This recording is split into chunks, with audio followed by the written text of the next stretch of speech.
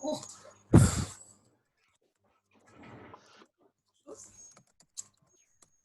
Hello. Good morning. Hi. Hello.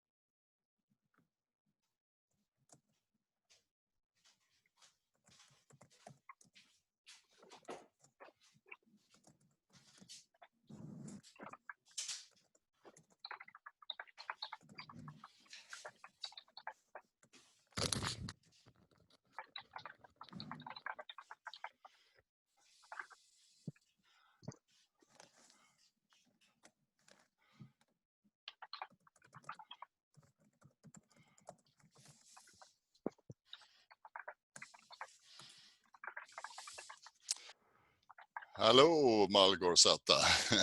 Hello. Hello, Kaspars. Hello, Mats.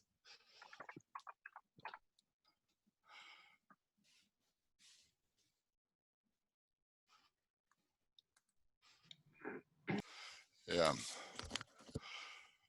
What do you think, Sanda? Should we start or?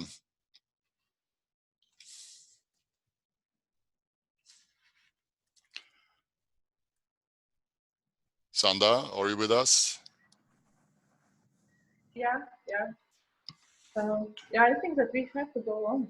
Yeah, exactly. How many are we connected now? Is it? Are we like 30? 30 So it's, people. yeah, so it's quite a lot. Okay. Let's start our first digital partner meeting, and glad that you can join us. I hope you will hear us well.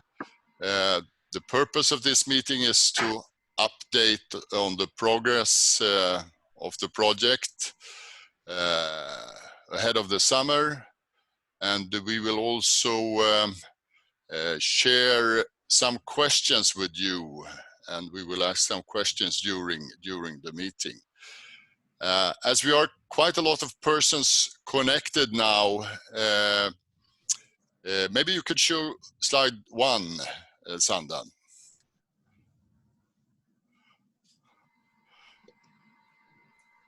This will also be a test of the Zoom system, and we hope, of course, you can use this further on. So just to start our work, we all of us, I think, we are engaged in achieving impact in what we do. It's not only about writing reports or articles, but I think all of us are devoted to try to achieve some impact in society. And we have quite a lot of different questions to work with. Water quality, risk management, biodiversity, climate, and rural development. So it's an interesting but challenging agenda we have, of course. During this meeting, we will need to adapt to certain issues, and Sanda will go through how we can manage the meeting. Please, Sanda. Yeah, and now comes just technical recommendations to have our meeting smooth and efficient for everybody. So if you are not speaking, then we kindly ask you to switch off your microphones, to mute yourself, If you want to ask some question or write some comments, then please use raise hand function or type in the chat your questions or comments. If you start to speak and sometimes there's not possible to see person's name on the screen, so please identify yourself, like just say who you are. And it would be good if we are not talking more than one person in the same moment.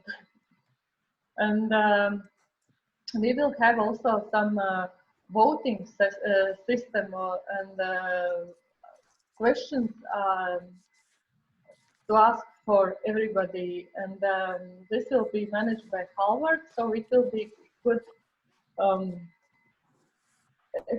exercise for all of us. And the meeting will be recorded so that there will be possibility also to go back to some questions or if it will be needed later. This is for initial part from myself. So I give the floor back to the Stefan. About agenda, so also we have quite tough agenda. We have to manage in 2 hours. With small break for leg stretcher or short coffee in the middle. So we have to be efficient. And so Stefan or Halvard, the floor is yours.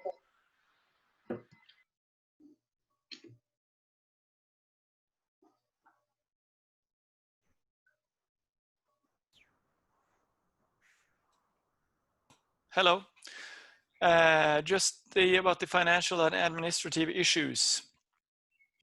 We have now had 2 reports, and it has been going fairly good, I would say. We have now have a fairly good routine of how to handle the reports, and I hope that you have as well. It is quite a lot of things that has to be done for each report. So there are many potentials for missing some things. Just a reminder here, there are some things here that you should remember for the next report, or inform your administrative person if you're not doing the report yourself. And the first thing is that it's very common that partners forget to sign their report, like the physical signature with pen.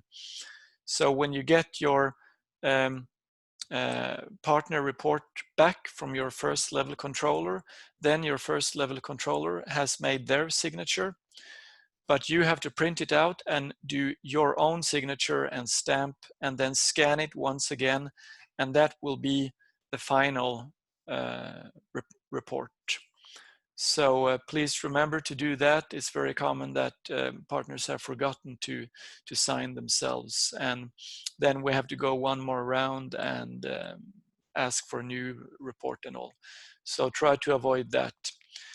And you know that there are 3 reporting files, 3 PDF files that you have to submit to us.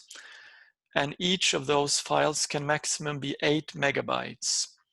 So if it's possible, please try to make sure that it's less than 8 megabytes so that we don't have to sit and spend a lot of time on making a new file with a reduced size. Then the project is extended for 6 more months, and the budget is still the same, so we don't have more money. That's at least the decision that they have at this moment. So, and it also means that we have 1 more reporting period. Now there's a change here for the point that I wrote here, that due to the extension, we will move the request for budget changes to January 2021. We have decided to not do that, but do the budget changes now this summer. So after you have submitted your report for the period that ends the 30th of June, that's the end of this reporting period. When you have submit that report to us, then you should also write in any requests for a change of budget. And you have the possibility to move 25% between budget lines without any approval. So if your budget change is less than 25%, you don't need to do anything.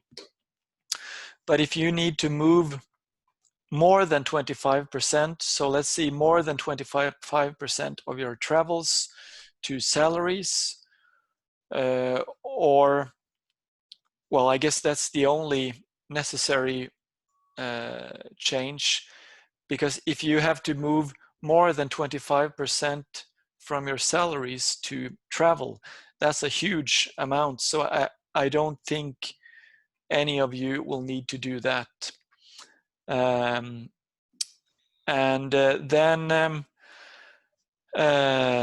if you do need to change, if you know that you will not be using your full budget, then you should also inform us about that.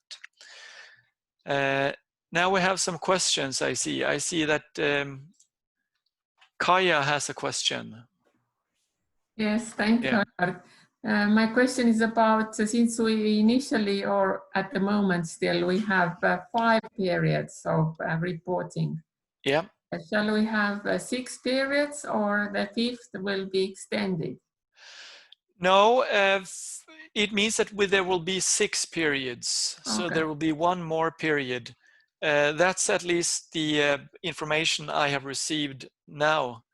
So we should, because if it was extended, that would have meant we would have 1 period of 12 months. Mm-hmm.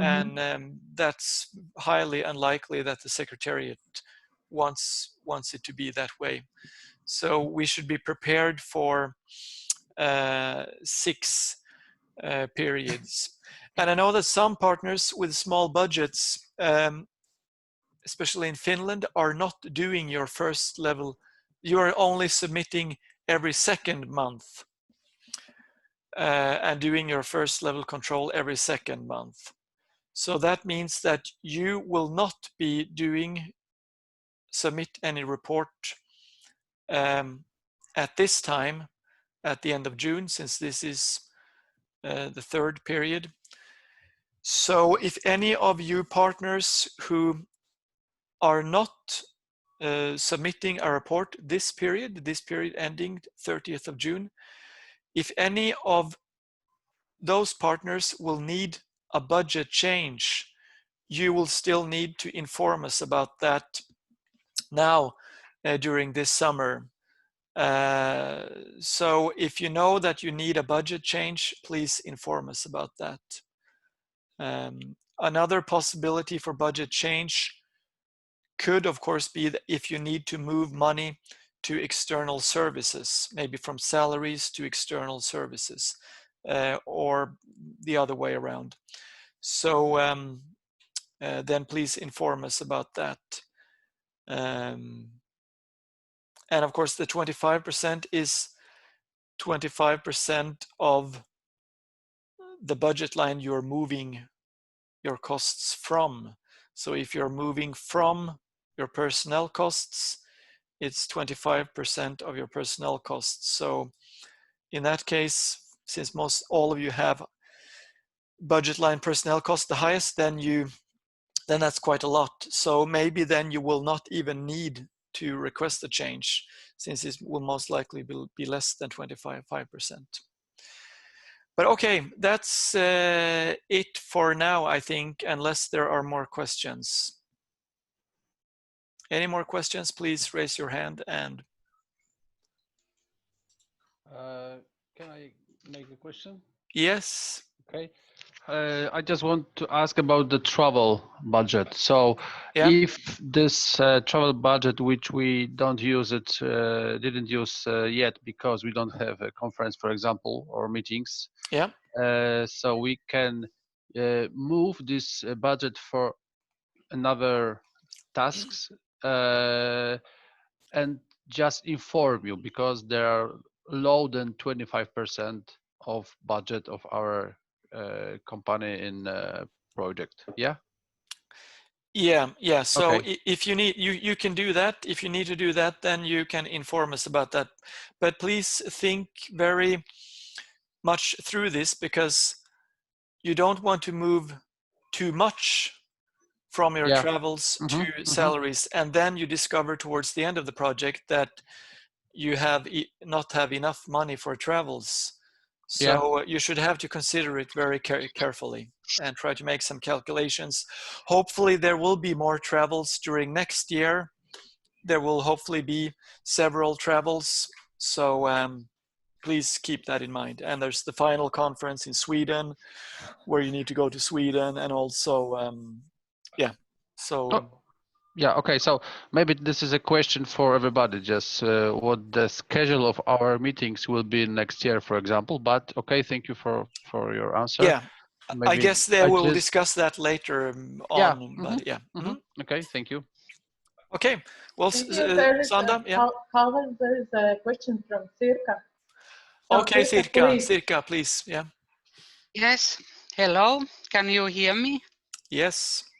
I'm just wondering, because you mentioned that some Finnish partners are actually reporting not for every period, but let's say 1 year together. But for instance, Syke, we reported 1 and 2 together, but now we are planning to report number 3 separately. Okay. Is it okay? That's up to you. That's up to you for sure. So if you want to do it that way, then of course. The only thing you have to remember is that everybody has to report the last period, of course. So yeah. But we are now planning to report the period 3. Yeah, so that you can do, of course. Yep. Yeah. That's no problem. Okay, good. Okay, thank you very much, Halvard. I think we have to push on with the agenda. And if you have any additional questions, you can just email Halvard directly. Please, Sanda. Yeah, there is a short information about upcoming communication activities. What we have decided. Здравствуйте, скажите, пожалуйста, вы уже принимаете пациентов? Please mute your microphone. У меня в импланте, во временной коронке, я не знаю, что там сверху, какая-то, видимо, должна быть затычка, она выпала, и там просто дырка. Howard, you as a host, maybe you can mute Julia. Да. Please mute your microphone if you are not speaking into the meeting. Howard, you can mute Julia's microphone as a host. Юлия Николаевна. Please try. Please go ahead, Sanda. Yeah, okay. So about communication, back to communication. Нет, этот имплант мне, вернее, коронку делала Садовская, по-моему, делала. Julia, please mute your microphone. Please mute your microphone. Yeah, Thank you.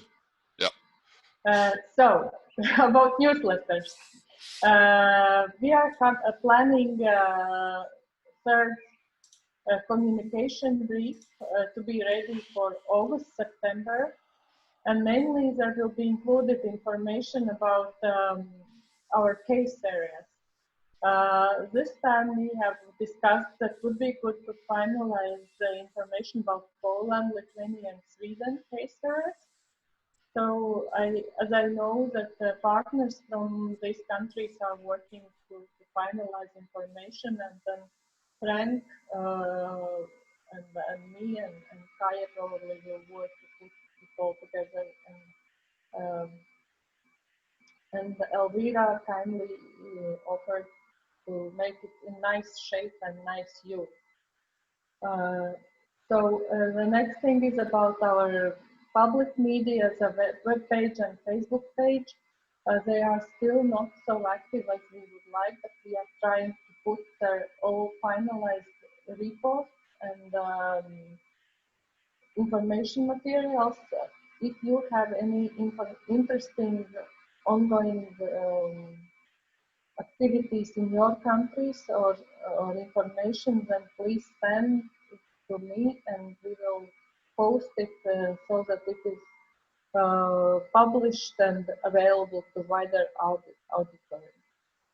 About policy briefs, the first policy brief is already distributed and it was prepared by Kaya. And now the second brief is under construction, and also I assume that it will be sent out very soon.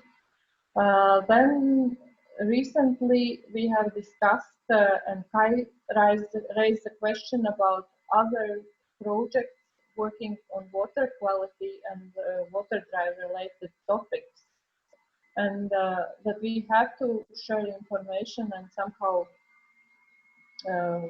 cooperate with this project. So what we have decided that we will try to organize some webinars starting from September to introduce for wider audience our WATERDRIVE activities and achievements, and also to discuss WATERDRIVE issues with other related projects. This will be again a good and interesting challenge and task for us, but I think that it could be good also for our ideas dissemination. And then concerning communication, I know that every country has national activities, and there are policy processes ongoing quite rapidly, and also communication to stakeholders.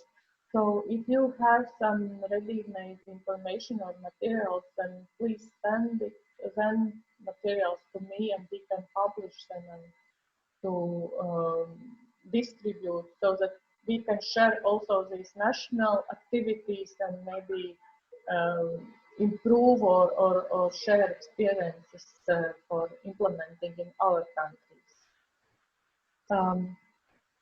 This is briefly about communication, and I see that these are from Helen. Yeah, about policy recommendations. Yeah, thank you. So we will take it over. Yeah, that's briefly from my side. And if there are no questions, then I'm giving floor to Stefan again.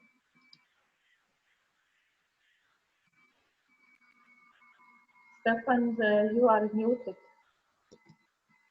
Thank you very much, Sandra. I will just go through some points here on the next steps.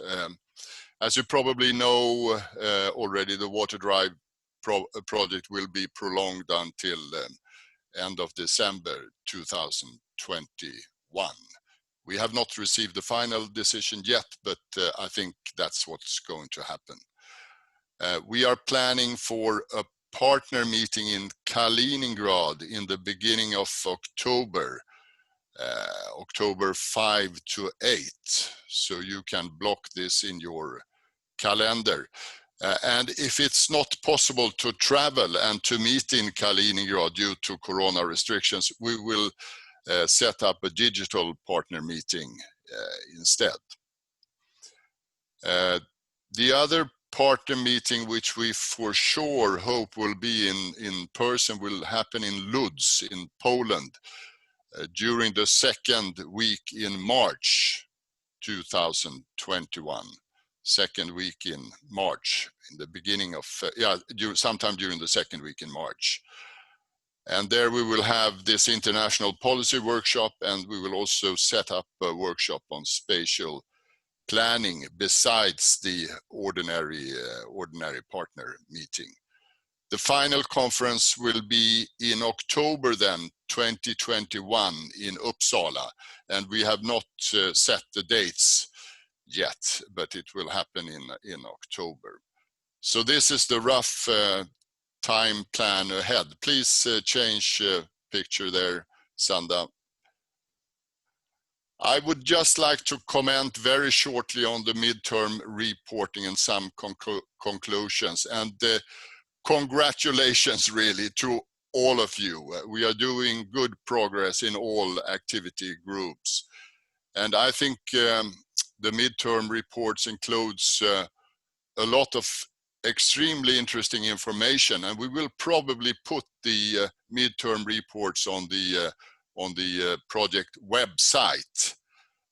So if you want to do some final adjustments there, you have let's say you have the next week, this and the next week, to do the final adjustments, and then we will put the reports on the website. It's fantastic to see that the partnership adds value, joint value to the project results. We are using each other's experiences, and we are well on the track, although we have had the challenges with Corona. However, the work in the case areas is lacking behind, and we hope we can take up speed there as soon as the situation improves.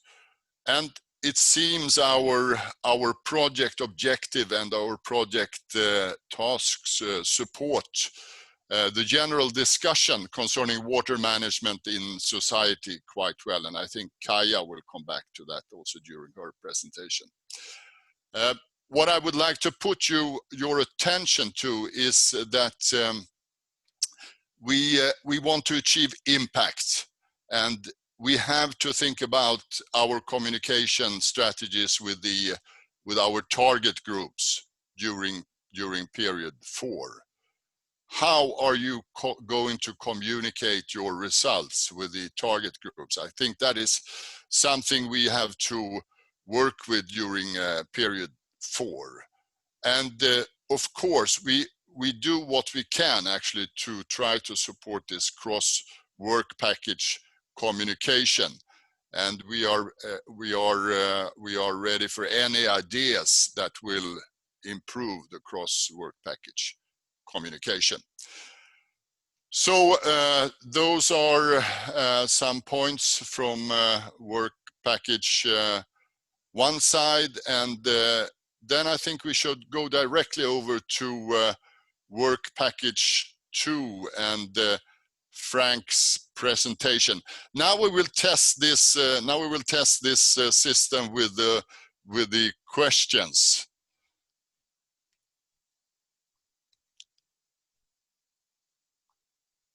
Frank, would you like to introduce the question and then go on with your presentation? Yes, I will. Thank you very much. I hope you will answer this question before Sandra show the presentation, because it's when we look at all the case areas, we sometimes are in doubt, is these landowners out there involved in a very early stage, in the planning stage, with the implantation and the agricultural schemes? Do they feel involved in this? Try to come with your viewpoint. Can we see the result at once, or what? Yeah, you should see the results now. Actually, I have. Well, the results will be when everybody has answered. So far, 20 out of 37 have answered. So we're still waiting for more people to answer. 21. That's quite easy. 21 have now answered. There's 37 people attending, and 22 has now answered. But I think we have to accept the result as it is right now, Halvard. Okay. Push on. Yeah. Then okay. So 25 out of 37 answered the question. That's the final. Okay. Can you see the results, Frank? Yeah. And it's fit my opinion very well. So let's talk a little about the case areas then.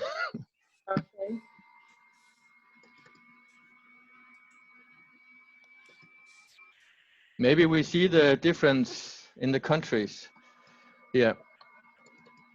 But I have made one slide for work package 2 that show, if you can just show one slide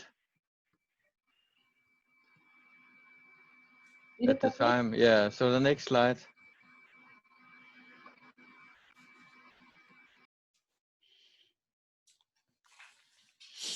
Okay. Yes, this one. But yeah, okay, that's fine. So I think that work package 2, we have really good progress now. I could see that in the midterm reports. We are working with the things we have decided in the start, and I have made green, yellow, and red here because we have established the focus groups now, and we have the success stories, and we have the case areas, and we'll come look into the case areas very in some of the next steps. But what we are missing now is the action and investment plan based on the experience we have in the case areas.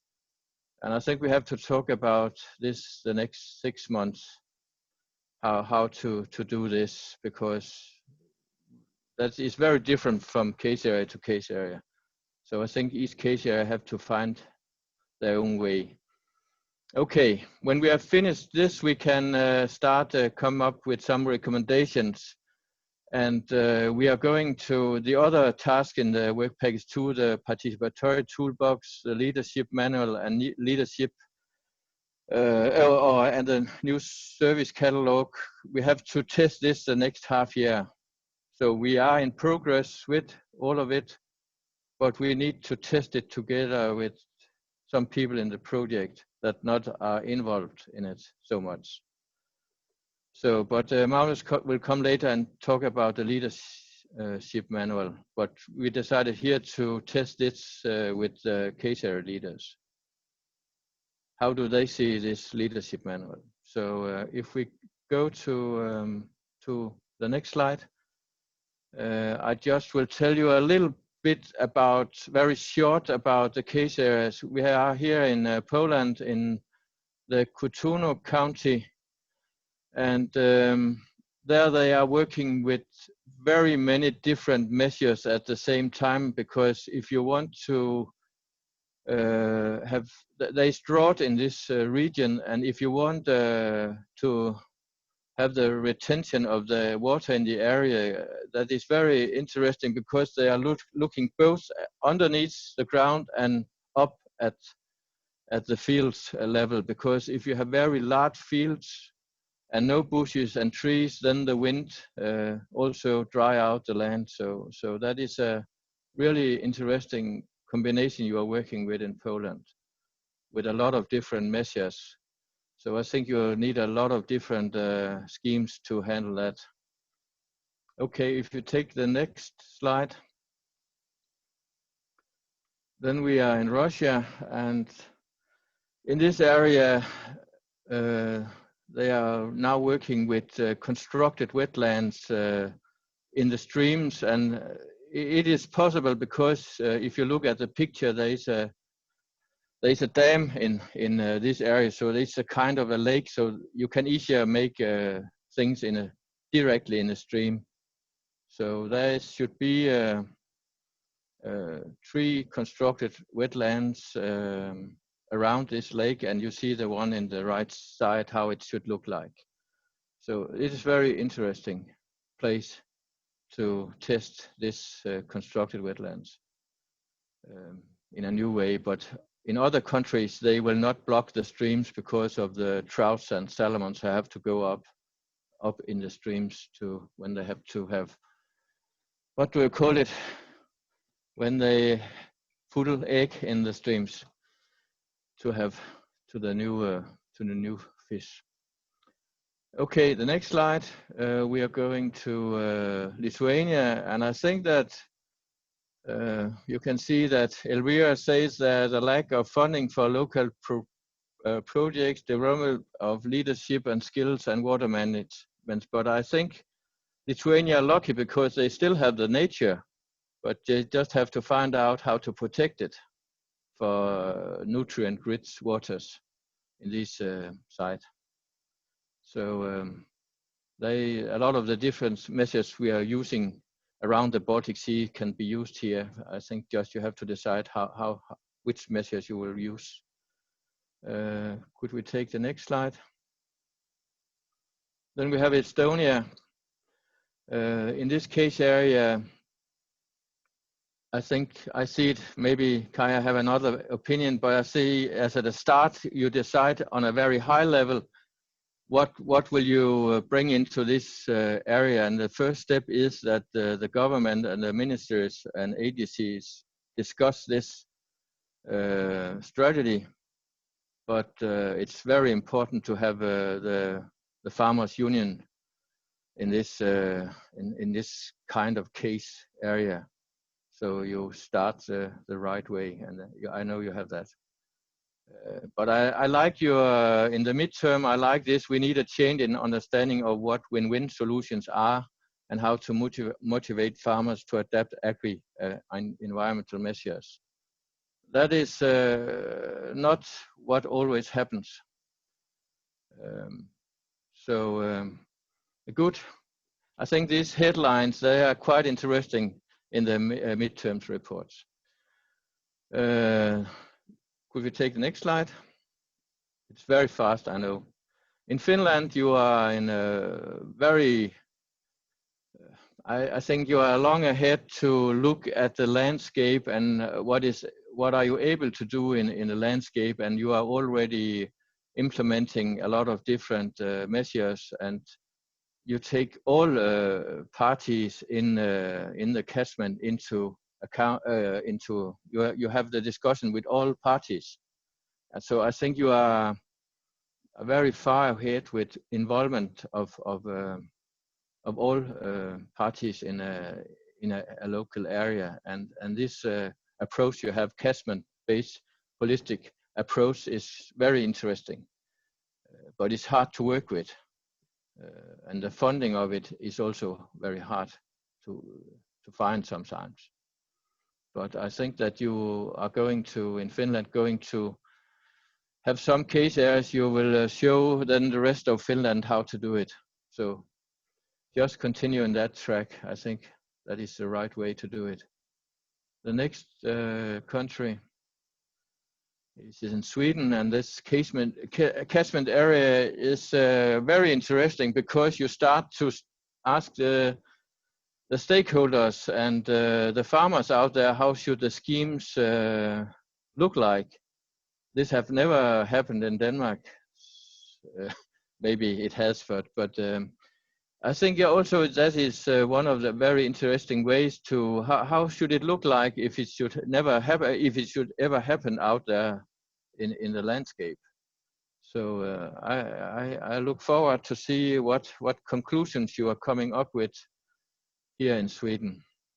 Then we take the next country, and that is Västervik. And I think that this case area is really large-scale local implementation of measures, and we don't have so many places of this in the whole Europe, I think, where you are really very ahead of.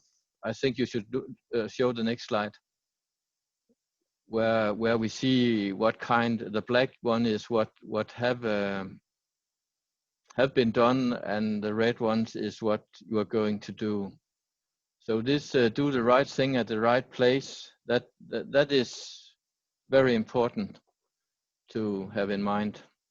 So well done, and I think you very fast can make these implementation and investment plans in the project. Some of other of us maybe have a challenge here. Okay, next slide. That is Denmark, and we are looking at this very huge catchment areas, green you can see, but we are only right now looking at the red, where you have the red circle, and we are looking at the landscape. What can you really do here? A lot of people are dreaming, but what are we able to do here? And I think we will try to expand to more of the catchment area in the project the next months. Okay, then we have the participatory toolbox, and the time is running, I know, and I think that I have not agreed with all of the working group here, but you can't do, in the Interact, you can't do the things alone. So I hope that the people here, the task is lead of Franziska and Uwe, but we need to discuss this around the Baltic Sea, how it should look like, but it is very much about how to involve people and what kind of methods should you use to do it the right way. So if you take the next slide, they will work more with this tasks here the next 6 months. And we also look into what already have been done, because there's a lot of projects that have been working with these kind of processes. So if you take the next slide, that was what the next one, please, Sandra. I think that we have a very deep connection with the leadership manual, because when you are working with implementation, you always go through these phases, phase 1, phase 2, phase 3, phase 4. So I think that when Magnus is coming, we will in the leadership manual have reflections in relation to this. But it is very important to aware of where are you in the different steps, and what kind of tools should you then use in the different steps. That can be different.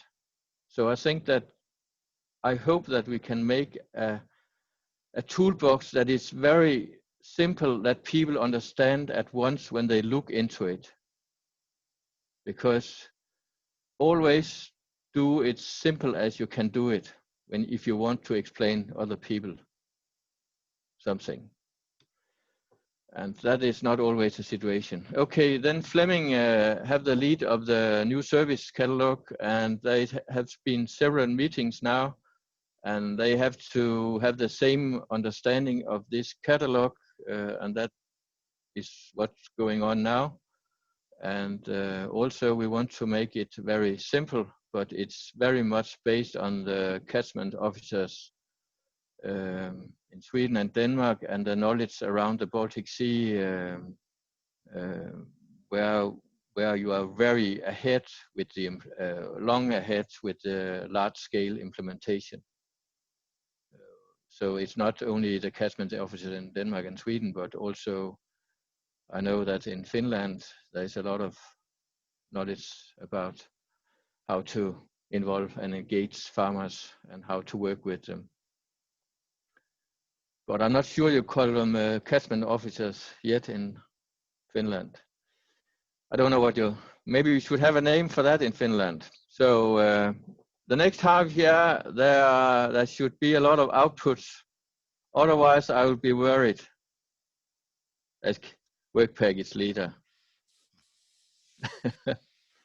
So please, just continue the good work, and I can see, I think that the midterms reports show where we are now.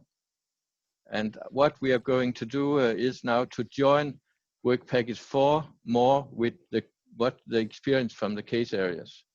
But because I have been looking deep into it now, and I can see where some of the missing links are, where the chains don't, there is something, what do we call it, when the chains, when you are working with implementation, you have to secure that you have the whole chain, and it is a strong rope you are sitting with. Otherwise, you will fail. Okay. Yeah. Thank you very much, Frank, for this picture. Sandra, is there any questions that we should bring in at this point, or should we continue with work package 4? I think you are muted now. Yeah, I don't. I don't see any question and any right hand, so Yeah. I think that we can go on. Yeah, maybe I can ask you a question then, Frank. You have always talked a lot about this bottom-up approach. Yeah. I mean, how has your trust in the bottom-up approach changed during implementation of the WaterDrive project? I think that trust is very important, and you, as a first step, you need the landowners to trust you. Yeah. That is the very first step, and it works very well in the case area in Denmark, and I still believe in it. But one of the main challenges, I'm working in a lot of case areas in Denmark, and what I am doing right now in Denmark is that I want to have the municipality, the catchment officer, and the nature agency as a first step sitting together, discussing the landscape before we are going to work with the. We have made a lot of mistakes in Denmark, but the people who are working with, because in Denmark the nature agency are working with the wetlands and rewetting organic soils, and the catchment officers are working with constructed wetlands, the small wetlands, because they are not so complicated. That's easier to do at one farmer. But if you're working with wetlands and rewetting organic soils, then you need to work with much more with the nature agency and the municipality, because they have the lead of this task. So what I want now, the bottom up start with that the skilled people who know something about this start to talk together. And then we start moving out to at farm level, because we have to be sure that it was here that the wetlands should be, or here the constructed wetlands should be, because otherwise they get confused. And when you go out in the landscapes, you will discover that the schemes don't fit the area working in Denmark. That is pumps all over, I think, because the drainage systems are so deep. You don't believe what people have done in the past in the landscapes, digging drainage down in 2 meters in some. Okay, Frank, we have to. So I still believe in. I still believe in bottom up and looking in the landscape. So thank you very much, Frank, and thank you to all of you working in the different case areas. Thank you for all your good work with the case areas. And actually, the case areas is the foundation of WaterDrive. So that's where things going to happen. I think we will need to push on then. Thank you, Frank. Let's ask Kaja. Are you ready? Yes. And we have your. We will start with the question from your work package. Yeah. Just to make an introduction to the question, where does it originate from? So the question that was picked from a list of questions by Staffan, it actually originates from the very recent policy document, and which is very relevant for WaterDrive. As you may know, this from farm to fork strategy, and although it seems that it's purely about food production and the food quality issues, and but it's very much also about the environmental issues, and it sets also quantitative objectives to be achieved by 2030. And could I have the question now? Halvard, are you ready with the question?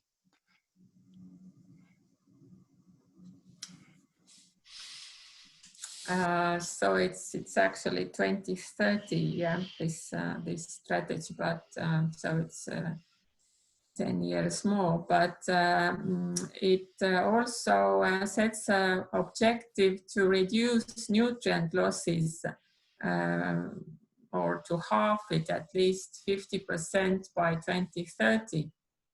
So basically in 10 years time.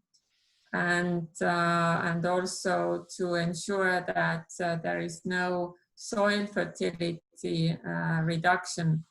And my question is that whether you consider this achievable in your country.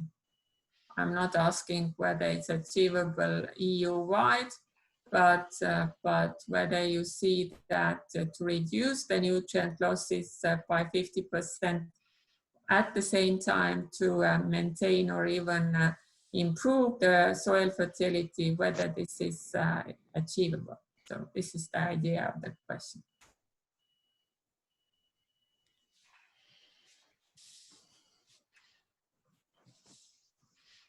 Yeah, I can see the results coming up on my screen, Kaja. Maybe you cannot see it yet. Well, we are around 22% yes, 78% no.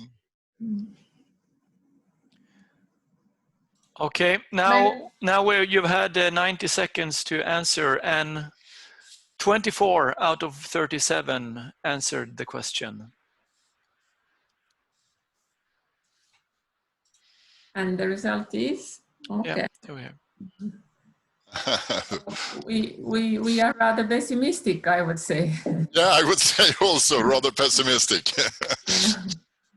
About this goal, yeah. So we have quite a lot to do, and also, I mean, regarding our WATERDRIVE project, also how to handle that. So thank you for your views. Okay, then we go to Kaja's presentation. Yeah. Yeah. So we continue like with the previous presentations, that Sandra is having the control of the slides, and the speakers then can move on freely. So as to the work package 4, as you know, it's I mean, the keywords are policy and financing, and so we are looking at the soil and water and all the other keywords as Staffan was showing on his slides, the biodiversity and the rural development, but at the policy level. And now we have passed period 2 periods already, and we are completing the period 3 at the moment. And what are the plans for the next 2 periods? Or actually, today we heard that there will be 3 more periods to run. Next slide, please. As to the group of activities in Work Package 4, just as a reminder that we have 3 groups, and the first one, as it usually is, about what have been the past experiences, where are the gaps and bottlenecks. And then the second one is that, again, we are dealing with concrete cases. We have called them pilot cases, where we look at the policy integration, implementation and financing. And then thirdly, we should come up with policy recommendations and strategies. The next one.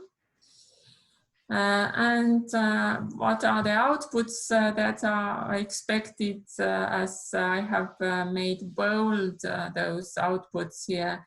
So several reports are expected, and also policy briefs. The next one. So as to the first group of activities, then we have done, as you can see, a long list of different surveys and reports, and they have made a good contribution to our common policy recommendations, and to the policy brief 1, where we summarized 6 cross-project or cross-Baltic Sea region issues that we would like to address. There was also the policy conference under the the 4.1 activity group of activity, but now it's postponed to the next spring. So the next one. The pilot cases, we have 8 cases, and I have highlighted here what are still due, what we have planned but not delivered yet. But there are also 2 reports that have been completed, where we studied together with the work package 2, what are the views of the farmers and the local governments, and there will be also, I don't know yet, but at least we planned case area visits. Hopefully it will take place next spring as well to Finland. And based on the pilot case area reports, we are expecting that policy brief number 3 could be developed, because we are very much interested what should be the changes in the policies and also in the implementation, and what are the ways forward. The next one. As to the pilot case summary report, this is where I'm attracting your attention, although the slide is the same as I showed in Jelgava, that all the pilot cases are expected to have I would say, quite a concise and short summary. So why this area, this pilot case is important? Why was it interesting? What was the challenge, or still is the challenge? Of course, descriptional issues like where is the site, and also how what are the current governance system in the area, and what are the challenges, and what are the reasons for the challenges, whether it's the poor data, poor advice, weak operation, or maybe not sufficient financing of the measures. And of course, most importantly, what are the solutions? What are your ideas how these challenges could be transferred into positive action and outcomes? The next one, please. And the third group of activities, this is like I would say a transition phase to work package 5, which elaborates more on the policy recommendations, but in work package 4, we have been looking at the water soil related measures that are currently in operation and implemented. What is the nature of the measures, whether they are mandatory or voluntary. And also we have been looking at country-specific issues like how to implement the common policy recommendations in each of our Baltic Sea country, including Russia, which is very welcome. And here I would like to extend really my gratitude to all partners that over 1.5 years, this was the first time, I would say, when the partners responded timely and very good. So I'm very, very grateful to your inputs. As I said, the policy conference will take place. It's postponed, but it will take place, and there will be a conference summary, of course, and maybe although it would have been rather interesting to have this policy conference this spring, because now the CAP strategy plan or strategic plan is just about to be developed. The countries are very busy with that. Our partners are busy. But maybe next spring it will be more already. We can draw some conclusions and comparative results. So I wouldn't say it's a loss, but of course that context will be different. The next one. And as to the next periods, now we should be thinking how to extend or how to complement also period 6. And this concerns not only work package 4 activities, but all the other work packages as well. So we have to review our work plan and see how to do that and what would be the activities in period 6. But here are just the list that I mentioned already in my previous slides. And today we heard also the confirmation that the partners meeting will be held in Kaliningrad, either in digital way or face-to-face, and the dates are also put as in October. So I'm looking forward to further on, and thank you so much for your input.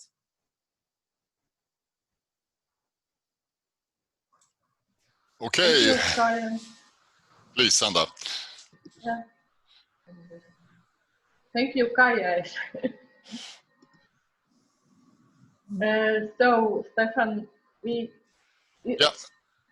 If there are, yeah, I know we are a little bit late, so let's push on. Thank you, Kaia, and thank you to all the countries being so good in supporting you with information and the data. So let's keep up that good spirit in the work packages.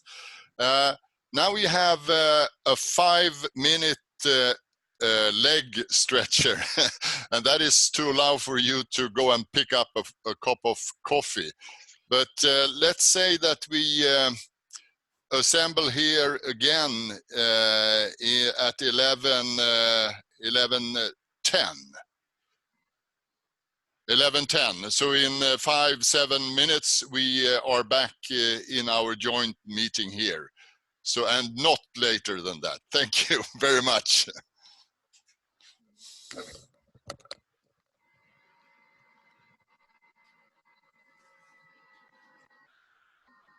Stefan?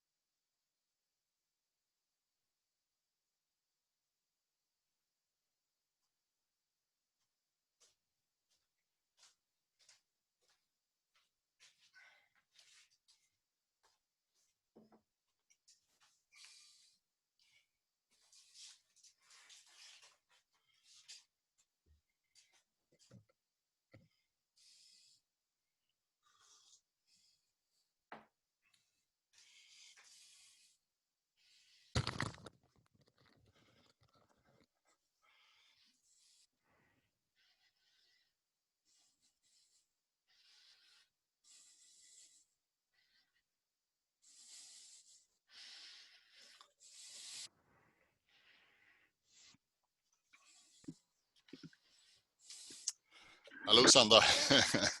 Do you think it would be possible to? Do you think we can? Did you get your cup of coffee, Sandra? Or? Yeah, yeah. Great. I also had time. Do you think it's possible to that we can send the PowerPoints to all the participants after the meeting? We can send them, and also we can put them on the Sharepoint. Yeah, we can put them on SharePoint. Yeah, maybe that's it. Stopped after 2 hours.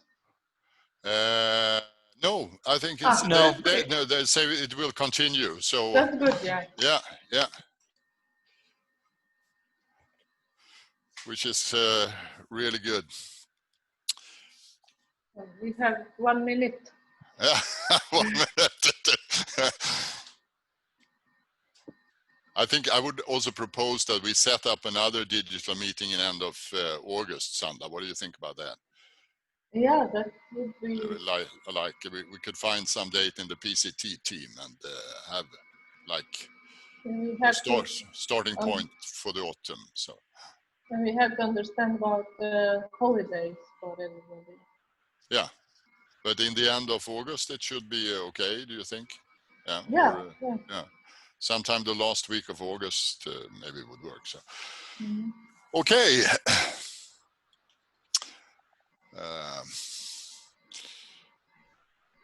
I think that we have to go on. Yes.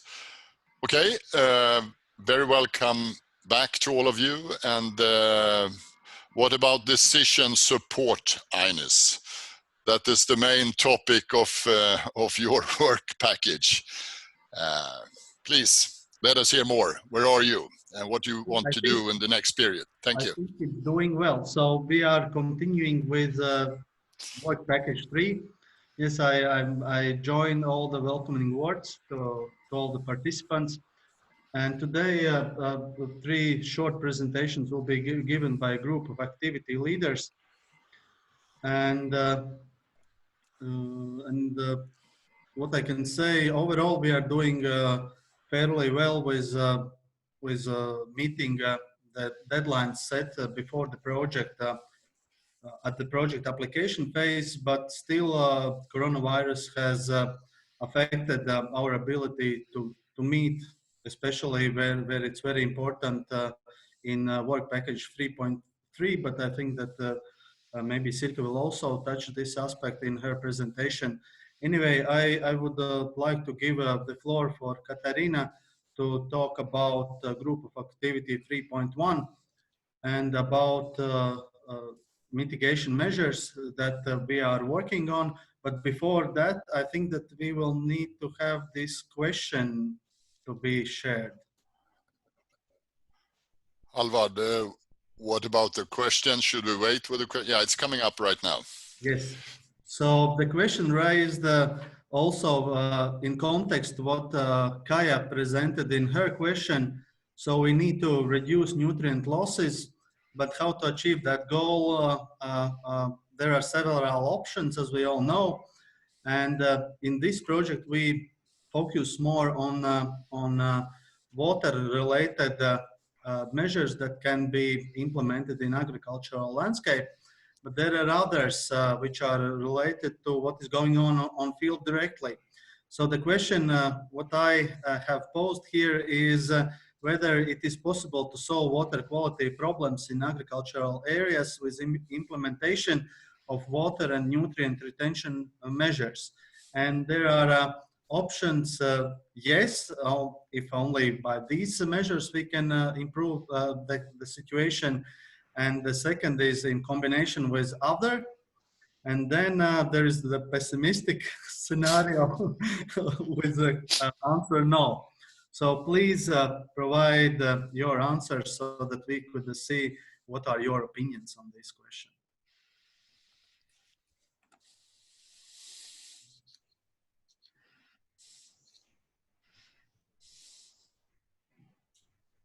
We will give everybody 1.5 minutes to answer. If anybody are having problems to see the question, you can raise your hand. But as of now, there are I think I have to take it now, Halvard. Yeah. So, 25 people out of 37 answered. Let's see here, share results. Okay, so we are not so pessimistic. So we can see that I believe also in this question, similarly to what Frank said, that the answer he was expected, that he basically received it, and that the same is for me. So I think that there is a combination needed, and there is no one solution that could solve all the problems, and it should be again a combination of different measures. And also what we are exploring in this project, it's also a cross-sectoral cooperation, which obviously will be needed to improve this this situation. Okay, thank you for your attention so far. So maybe Zanda, you could share Katerina's presentation, and the floor is yours, Katerina. But please remember that we have a quite limited time frame. Yeah. So only maybe the most important things, since the presentations will be shared later on, partners will be able to see also the rest. Thank you. Yeah, thank you. I don't think I need to show all the pictures. We have planned how and discussed how to work with this catalog on measures, and the idea on how it should be designed. It's just that we wait for the templates and a pilot on a test of the templates. And that's up to me. And it's me that has been very busy with other stuff. But I'm now working with a similar project to one of our national authorities. So it's very, very well connected. So I will work with this during the coming weeks. And for the autumn,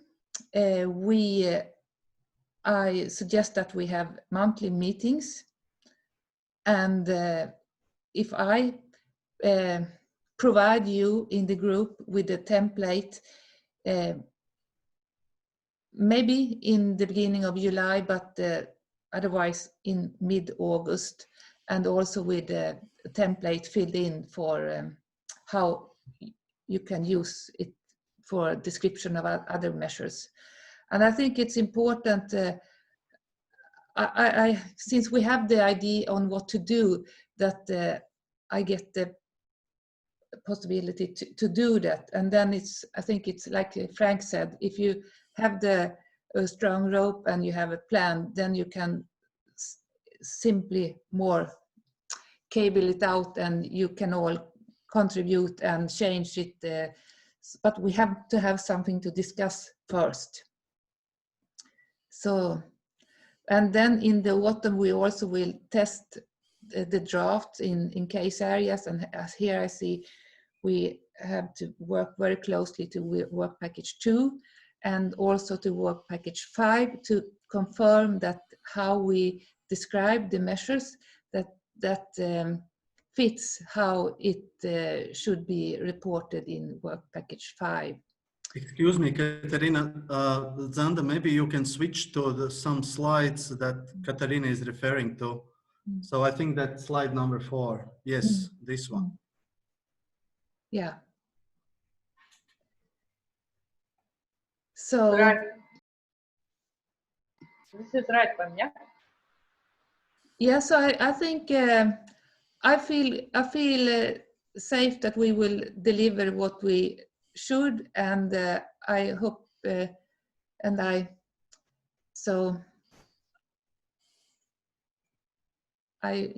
think it will work.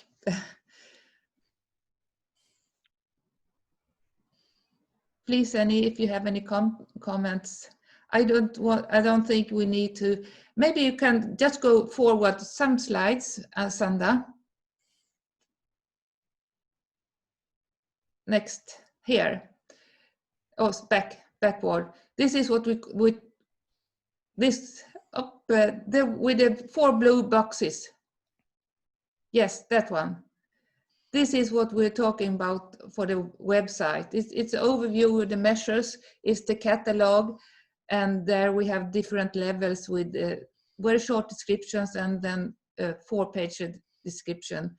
And then we have plans for a checklist for the choice of measures, and also like a social media thing that experiences on measures can be shared. And this is all very, very close to the work you're doing in Work Package 2 and Work Package 5. Yeah, I think that's enough. Thank you. Thank you, Katerina. I am just one short comment from my side. So we haven't planned this, but during the work in this work package, I have realized that it would be very sufficient and also like a supplementary activity for the project. What we didn't plan initially, to put together a criteria, design criteria used for each of the countries in our partnering, in our partnership. Since in most of the projects, projects refer to according to national legislation. But what is that national legislation? I think that only persons from the respective country knows.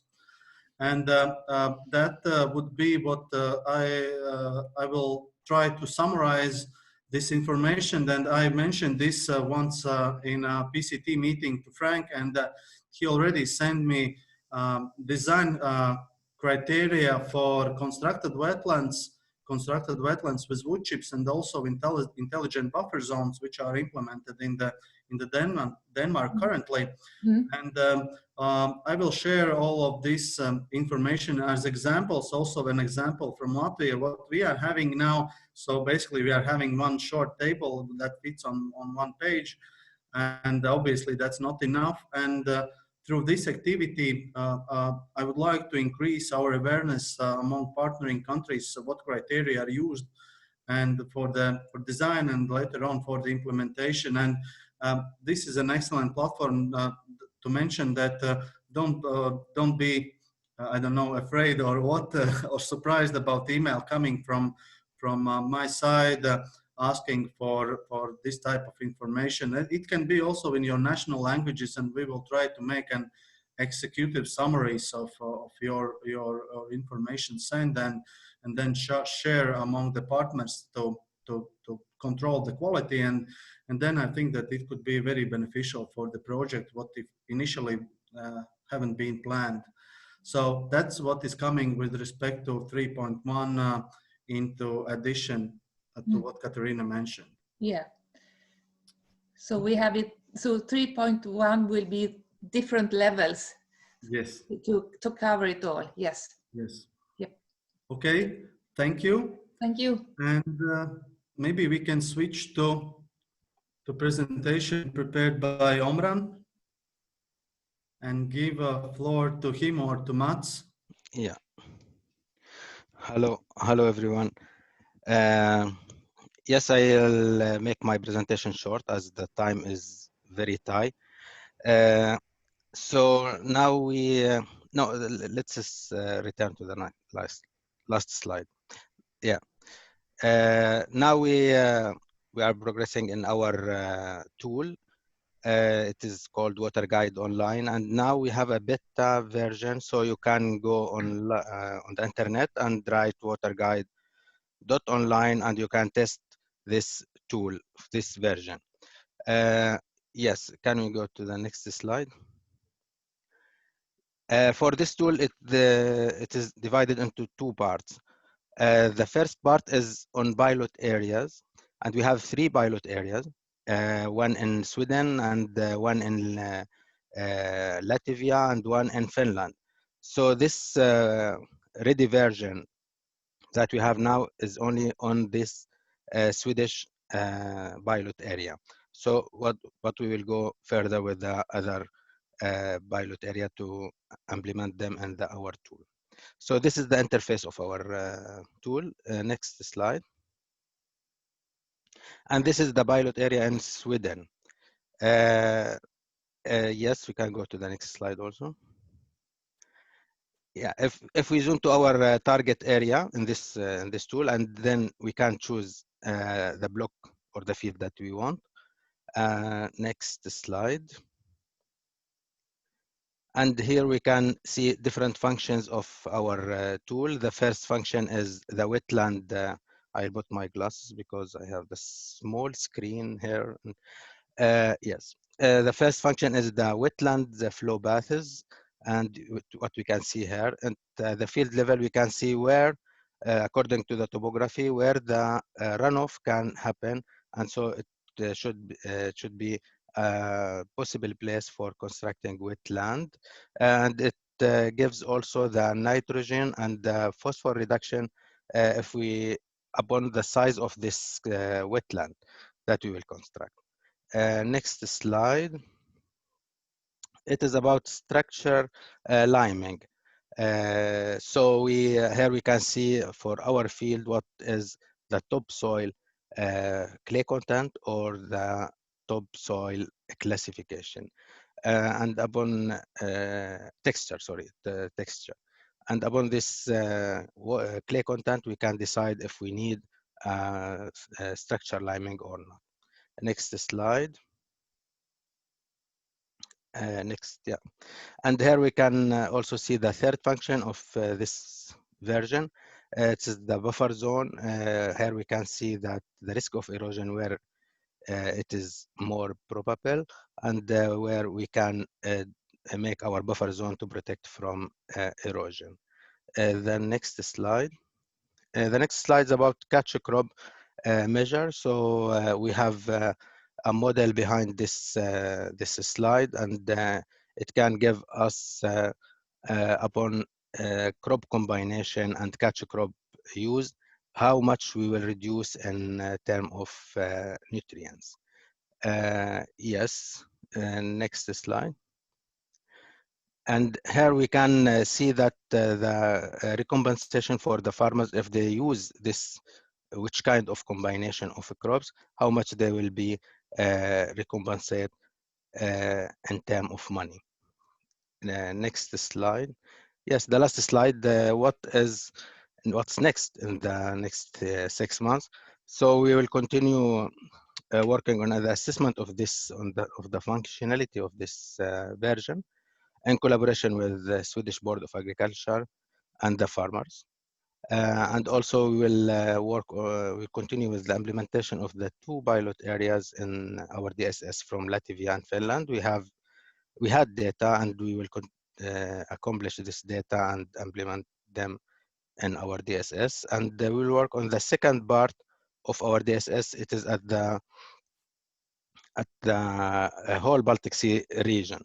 So it will be about hydrology of the Baltic Sea region and the N and B average losses estimation at multi-scale on the Baltic Sea region.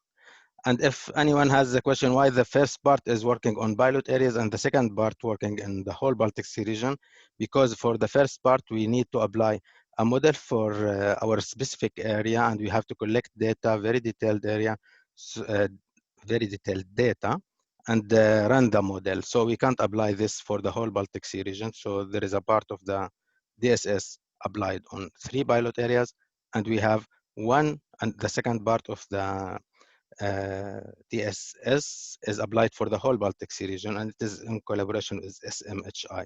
So it's a kind of visualization of this data that we have from a regional model for the whole Baltic Sea region. So this is our plan for the next 6 months, and hope we will progress as planned. Yes, if you have any question, I'm ready. There is a question from Frank. Frank, please. Yeah, I will ask you, there is a challenge when you are working with farmers. They will never split up their fields in this way with cash crops. And what about the drainage systems? Do you have this in mind when you are working with the program? Because they are quite important. Yes, for the drainage system, for the to split this line is not to split the field. I don't know if I catch the question. this line that you see that it's on the surface flow or the surface runoff lines. So it's the possibility that, to construct wetlands or to implement buffer zones. I don't know if I answered the question or I got the right question. For the second part of your question, yes, can you, yeah, these lines, no, the next one or the previous. Yeah, these lines, it's not to split the fields.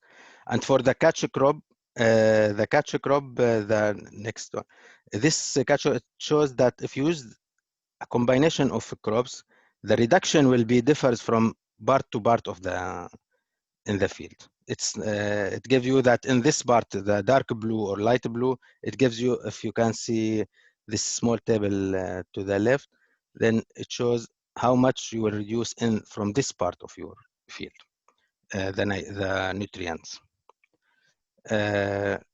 Yes, is it okay for Frank for the question, or do you... Yeah, yes, that is okay, but it's more for calculations, as I understand it. When you look at the screen, because the farmer will never grow catch crops. They have all the fields are in rotation always. So I don't know how you'll handle this measure in. I don't know how the farmer should use this information, because all the fields are in crop rotation. Yes, the whole field. He will use a combination. It's not a combination between these different parts. No, it's between the winter crop or the spring crop, and he will use the same crop for the whole field. I think the word combination there is a confusion. The whole field, he will use one catch crop, but according to the winter crop and the spring crop, which one he will use? We can go to the next slide for this table. Yes, and you can see here, it's very small for me, and yes, but you can see here for between the crop and the second column, the combination between these two columns, he will have what we call it recompensation upon this combination of crops. It's between the two crops in the year, but not in different places in the field. So he will use the same crop for the whole field. Yeah, is it okay? The main problem is, if you take Denmark in relation to this, there is a huge cost going from winter cereals to spring cereals on clay soils, because it's easier. They have higher yield. So going out to tell a farmer that he should grow more spring cereals, that will not work. I don't think it will work in some areas in Sweden and in Denmark. That is not the way how it's working. Because Frank and Omran, I think we need to push on a little bit with but just Mats, if you want to add something. Yeah, this is actually not a tool for telling a farmer what to do. This is a decision support tool, which is supposed to be used as a discussion tool, you could say, together with farmers, and that's how it has been used as so far. So this is actually not at all something that shall tell anyone how to do it. It's more showing what happens if you do this or this, and then you can judge, and then you can take a decision. Yes. Any other questions? Yeah. Okay. Thank you, Omran. Thank you, Mats. Maybe we can switch to group of activity 3.3 and to Sirka's presentation. Please, Zanda and Sirka. Hello.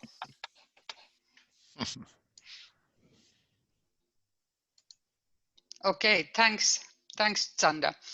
I tried to be very short because we are running out of time, but I will first go to the plan for the next periods, and please, the next slide.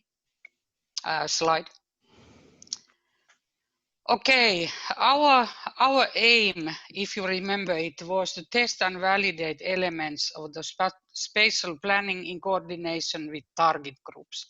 And what we have been doing, we have been now starting the local dialogue and national dialogue with the stakeholders at quite different levels in Finland, Sweden, Poland, and Latvia, but they have all started.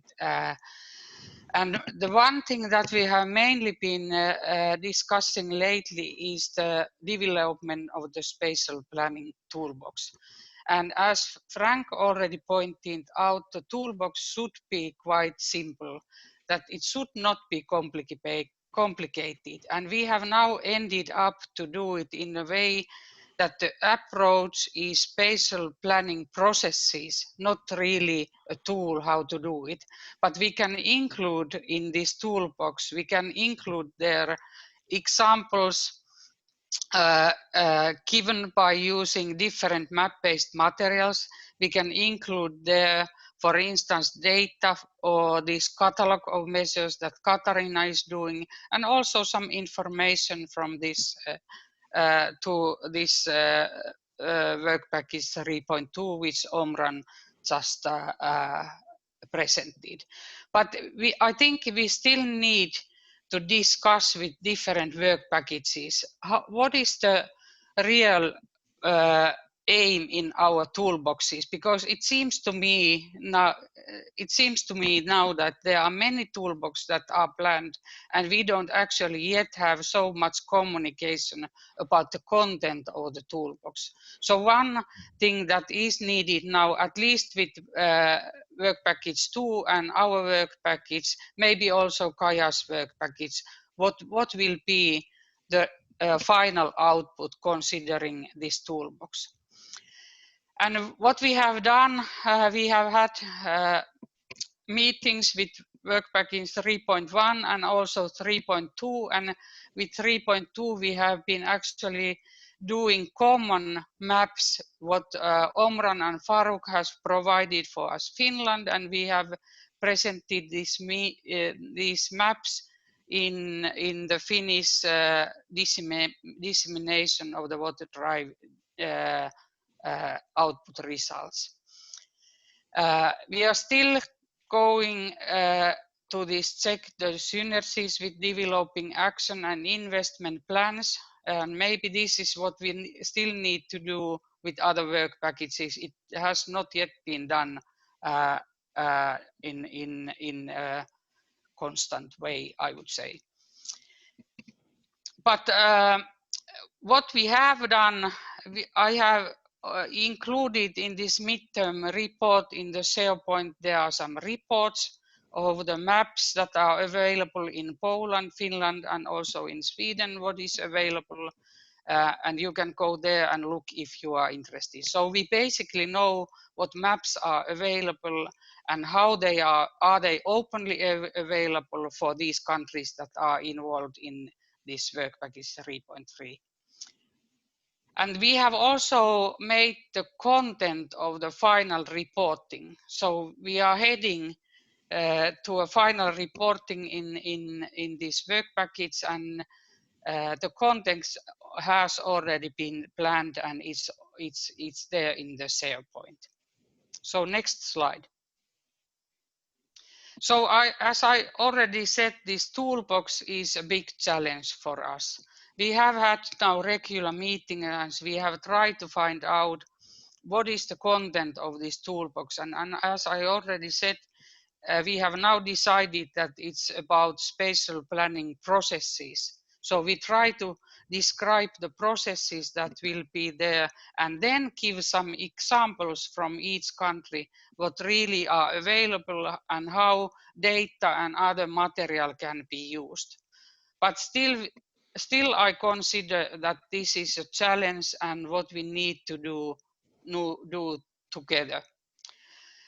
Małgorzata from Poland is leading this, but all of us are involved. And now we are really inviting some of our partners, maybe mainly from work package 2, to join to some regular meetings that we could discuss together what will be the final output.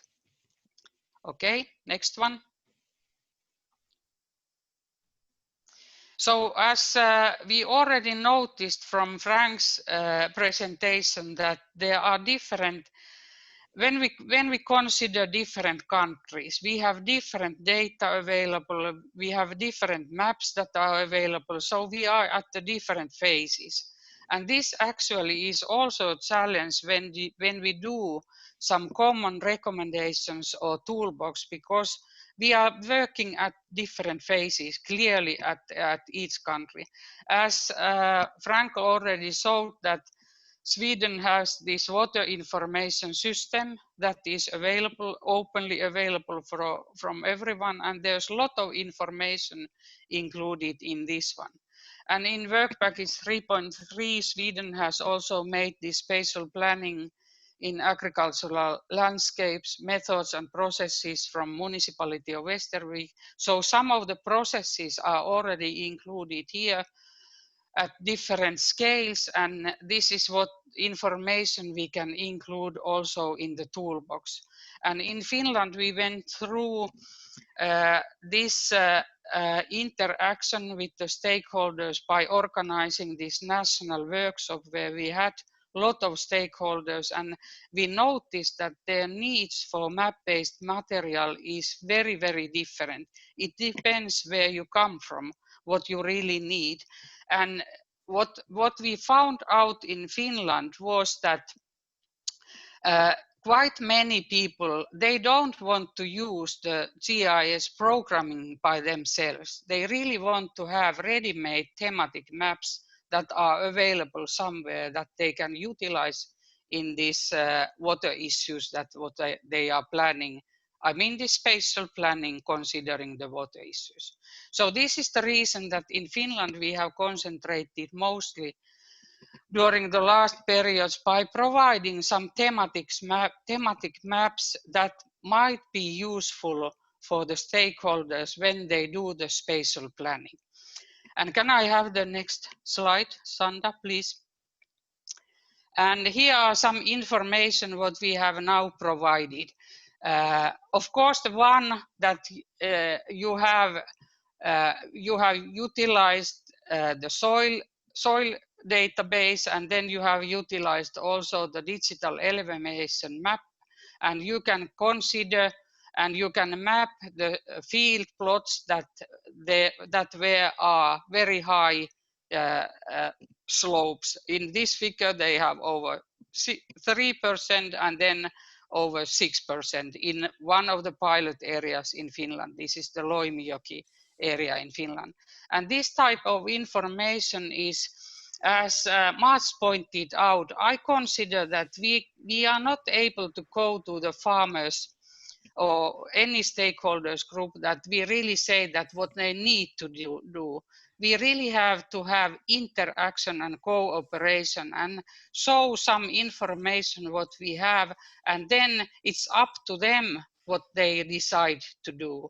I noticed that in Sweden and Denmark, when you have these catchment officers, that might be a link that really can give some information that is available for the local farmers. But what I have noticed when I've been discussing with the local farmers, they consider their own farm and maybe the neighboring farm, but not really the whole river basin aspect.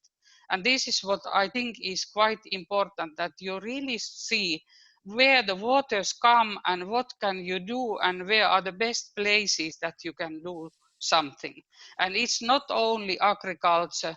In this other map, you can see that it can be also, for instance, the drainage status of the peatlands in Finland, which are one of the deteriorating thing for our waters. And of course, the peat mining areas might be one problem.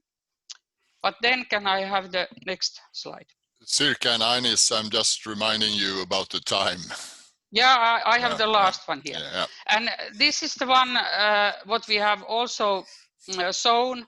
Maybe I skip this ecological state of the lakes and go to the next figure that is on the right hand side, and this has been formulated basis on the information that Faruk and Omran has given us for our basis.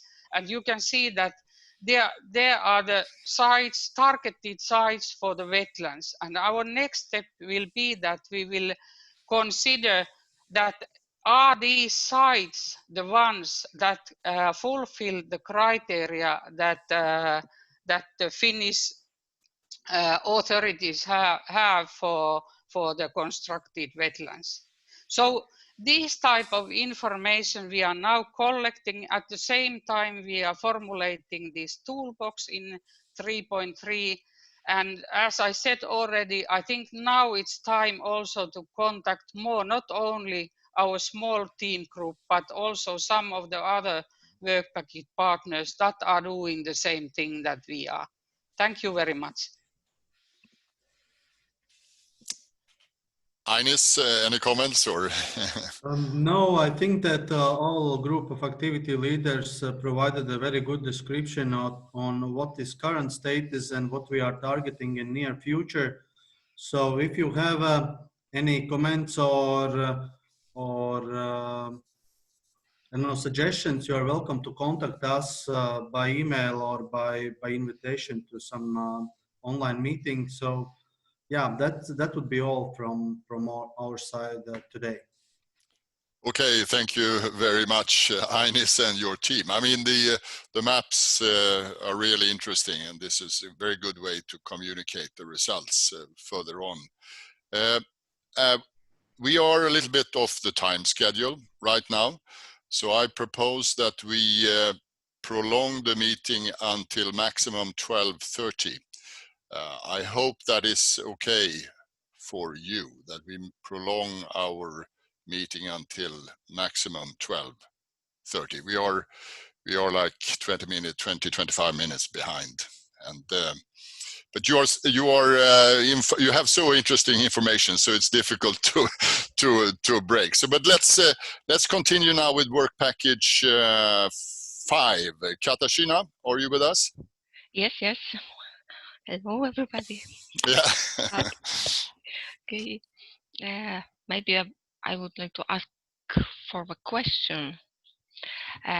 This question is related to our work, which was done during preparation of educational materials, because we found that some materials are prepared better for scientists, for agriculture advisor, but we not found a lot of materials which is useful for farmers and local authorities. And also the question is, what is the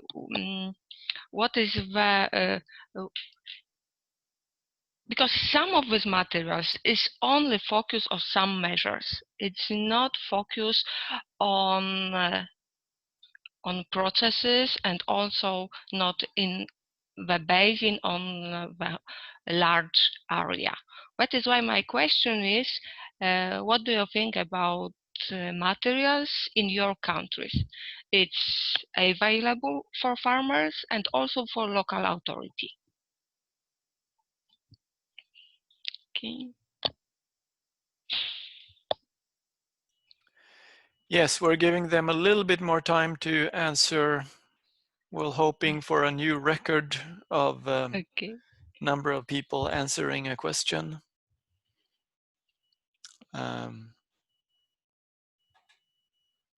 It would be nice if we could get a new record. Well, okay, now 24 will now end the polling. Yeah, 24 people answered out of 37. Okay. The good information for us is that almost 30% say yes, we can found these materials. That is why this is my question. It was sent also in a newsletter, but I would like ask you for send and share with us your materials, especially because we also gather the materials not only in English language, but also in national languages.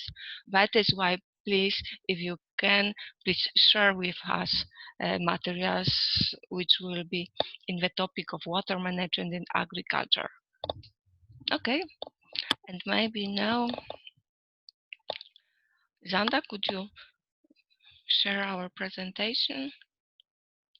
It will be short presentation.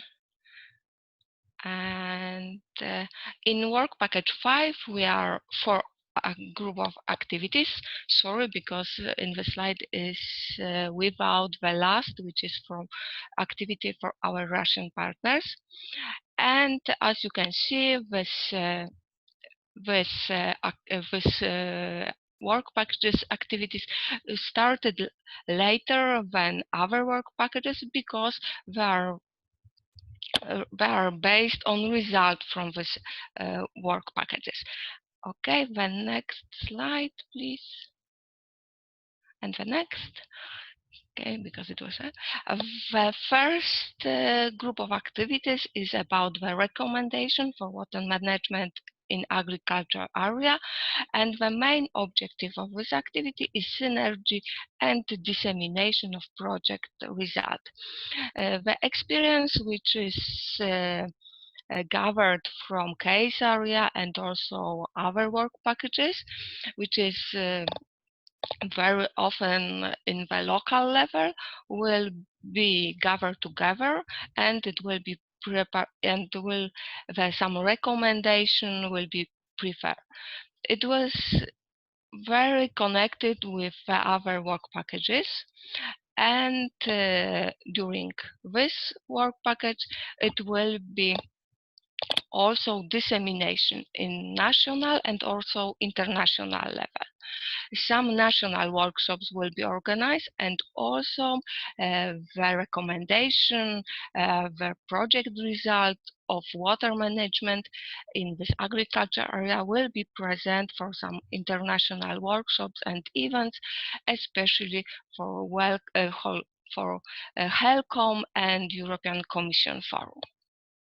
Okay, please, the next slide, please.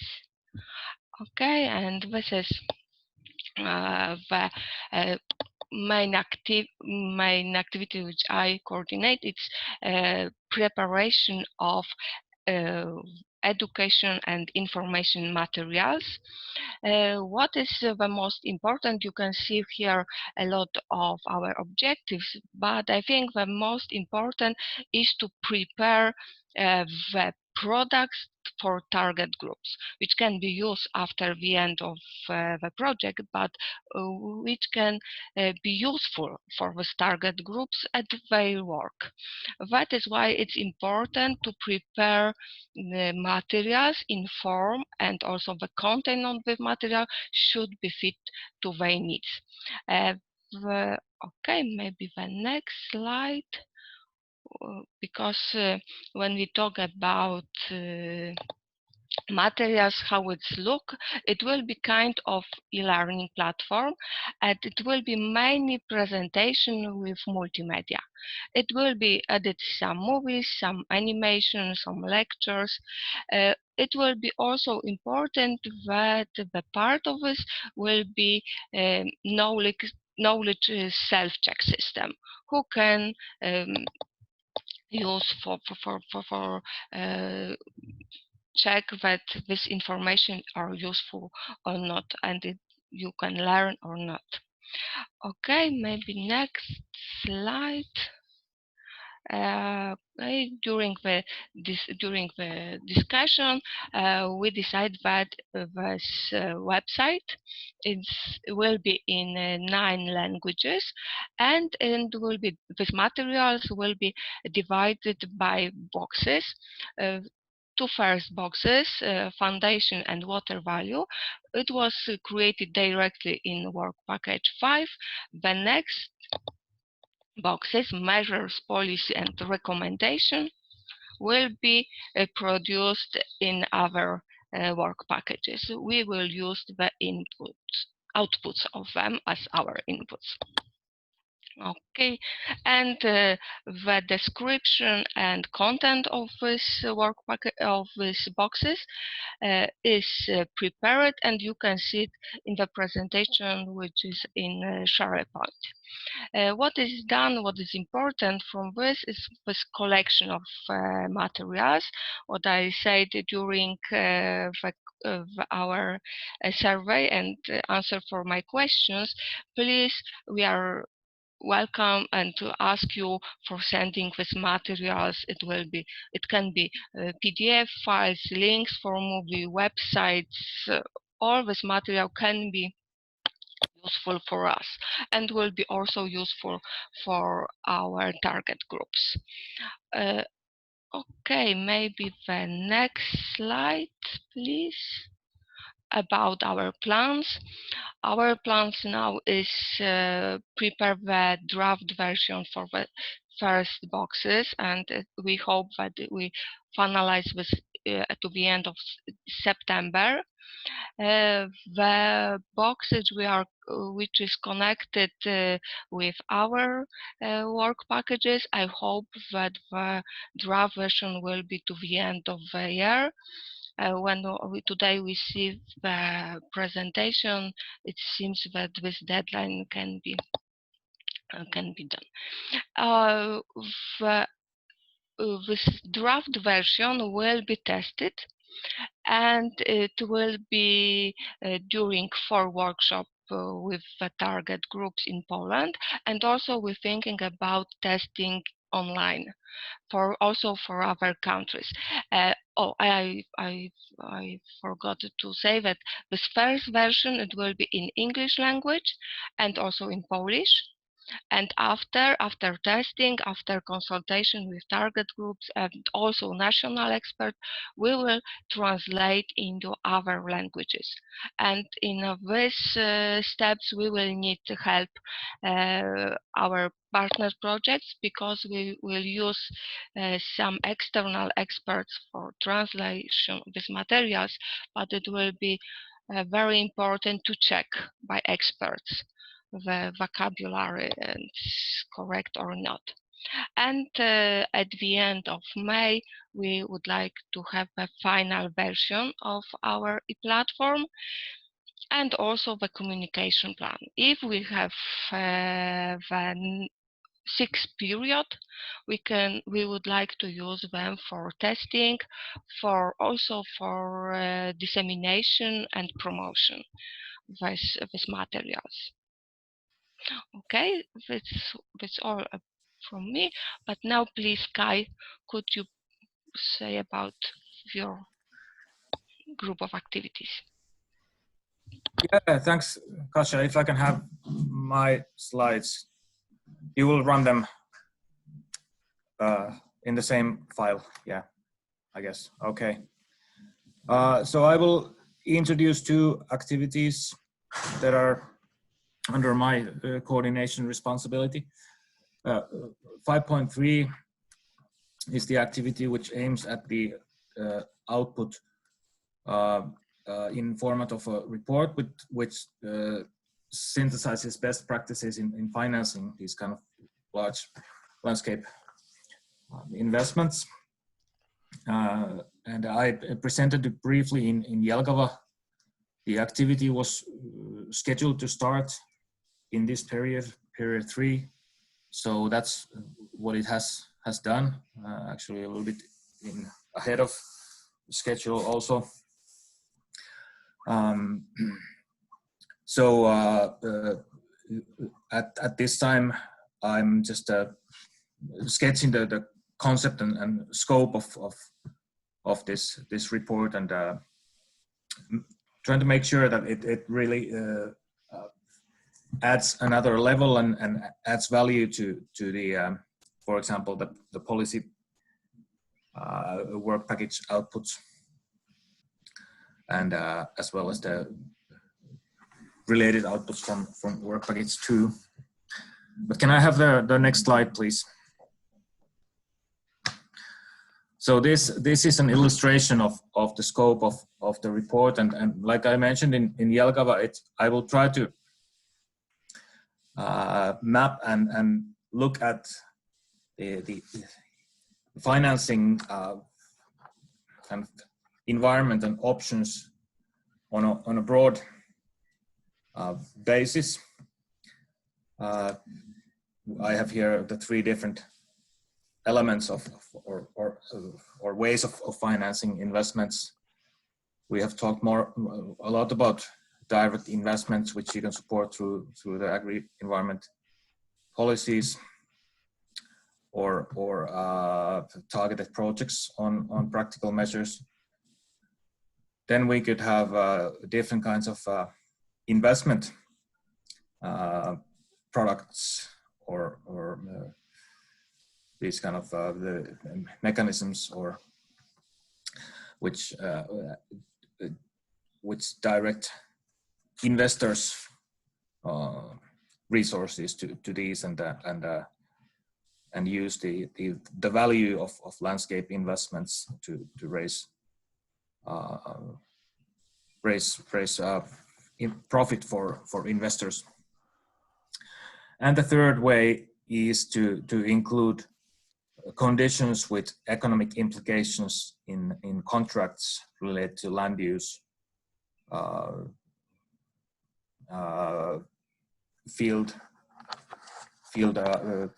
plot markets, or land consolidation or rental operations. And so the aim is to illustrate the multitude of potential mechanisms to divert money to these kind of large-scale investments. And the idea is that our cases, our planning, our stakeholder discussions in the case areas would feed the gaps and the ideas and the tested options for this report. So it's really important that you record the stakeholder discussions in the case areas, and that they can be related then to the individual challenges related to how you compile these kind of larger practical measures. But this work is just started, and now with the project extension, it will be stretched a little bit more. So there will be not much happening in the next period, other than that I need to contact Kaja and Frank about how we make a good link between Workplace 2 and this activity. Then next slide, please.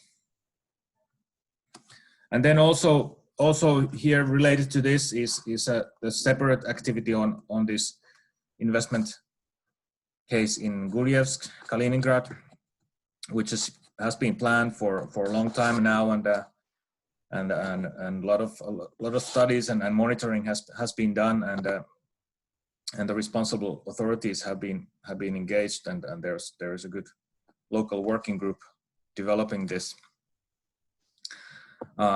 We just had a meeting with this task team involving also Mikko and Frank, and Irina explained the status of this, and there are some administrative complications and also some environmental aspects to be still reviewed.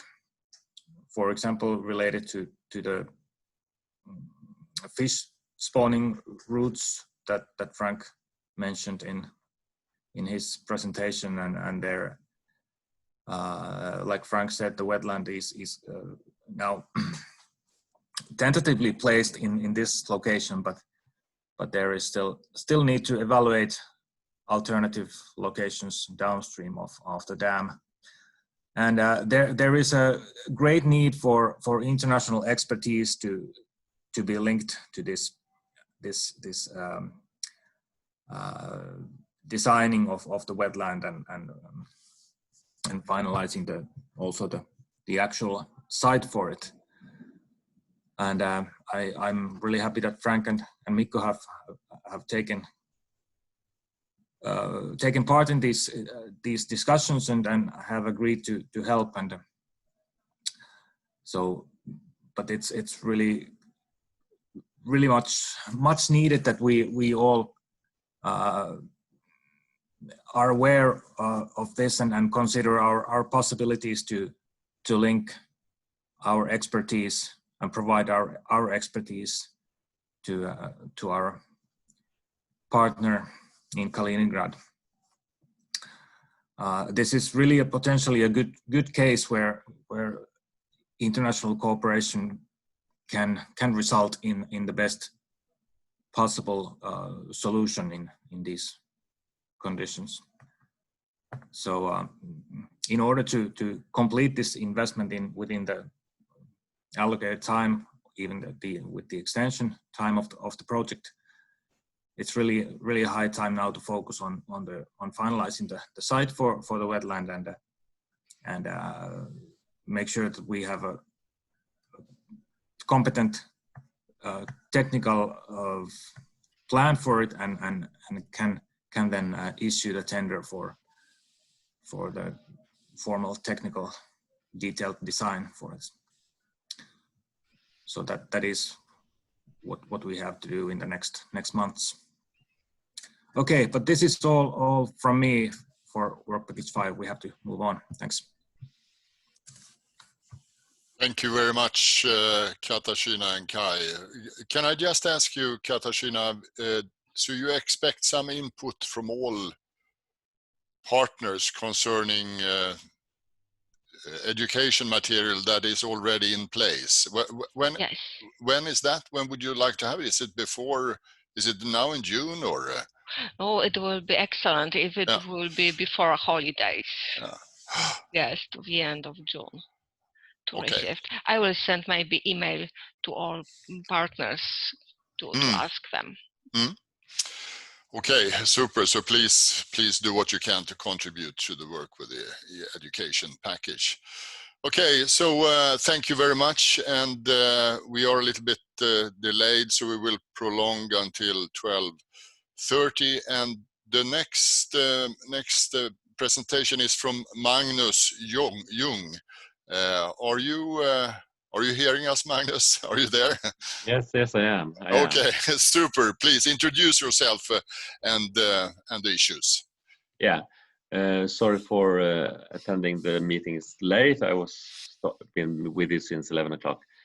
I just wanted to add then, I think the activity group 2.2, I think Frank talked about most of it in work package 2, but I just asked him to leave some aspect for me.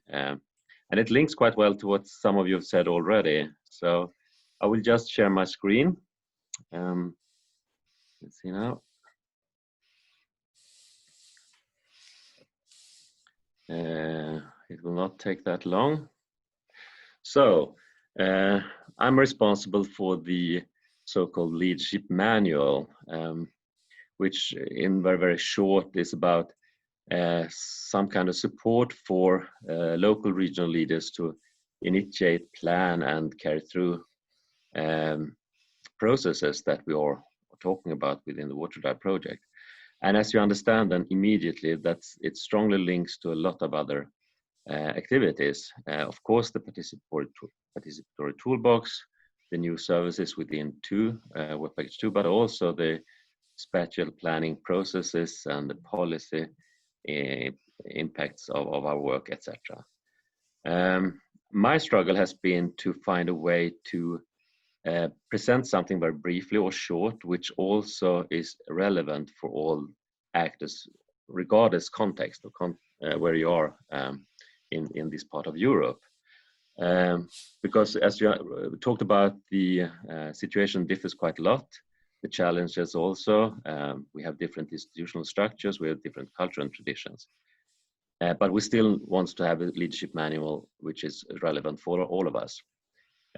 this in a way have resulted in a discussion in our work package that the focus must be on the kind of issues necessary to raise, or the question to ask in order to find the right way forward, rather than giving answers, because the answers to the questions will differ depending on local context. So that's the kind of starting point. So the 3 slides here. The first slide is how we would see the way forward with this task. The first version of the leadership manual will be finished this month, and we will give it to the persons in my task group in work package 2, but also to the case areas, the ones that lead there, to make comments on it, see what's relevant, not relevant, or if it needs to change in another way. And then I will make a new version, new inputs, and then a final version. And this will be ready in during early autumn. So in relation to time planning for your other work packages, I think it will fit quite well in relation to that, actually. I will just say something about also the perspectives. I said that we will, in a way, have universal questions, but the answers and the solutions will be locally adapted. One, you can think about it as 3 Ps in a way. There are some phases that you can generalize about. You know, you have to do certain things in a certain order. It's logic, it's rational. This is one of the kind of models that exist. There's also some universal principles, issues that you always need to tackle or work with. These 7 principles you see in the picture is based on a multi-stakeholder partnership guideline developed. There's a lot of them out there. But that's also, you know, how do you handle stakeholder involvement, for instance? That's a kind of where the principle is democratic processes. And then, of course, you have the last P, which is process design, which is then, well, if you have those ambitions, principles, phases, in which order do you organize things? What do you do during the planning phase? What do you do when you initiate the process? What do you do when you carry it through, etc.? And how do you monitor and evaluate it? And the closer you come to practice, doing things, of course, the closer you come to the participatory toolbox, and that's why also we have a close collaboration with our colleagues working with that. Just to give you a sense about the manual, this is just some slides about the content. For me, doing research on those things is very, very hard. The challenge is to make it short, as always. 8 pages about these issues is hard. If you don't want it to be too naive or not that useful. So what I will do is that I will actually on the different pages reflect upon different phases: the preparatory phase, the planning phase, the implementation phase, and what kind of issues that you need to work with in order to find a good way forward in each context. So this was very, very, very briefly the kind of setup, but the time plan is that in let's say October, I will have the final version ready for other work package to look at and reflect upon in relation to, for instance, the spatial planning processes and so on. So I made it very, very quick now. Thank you very much, Magnus. Any questions to Magnus?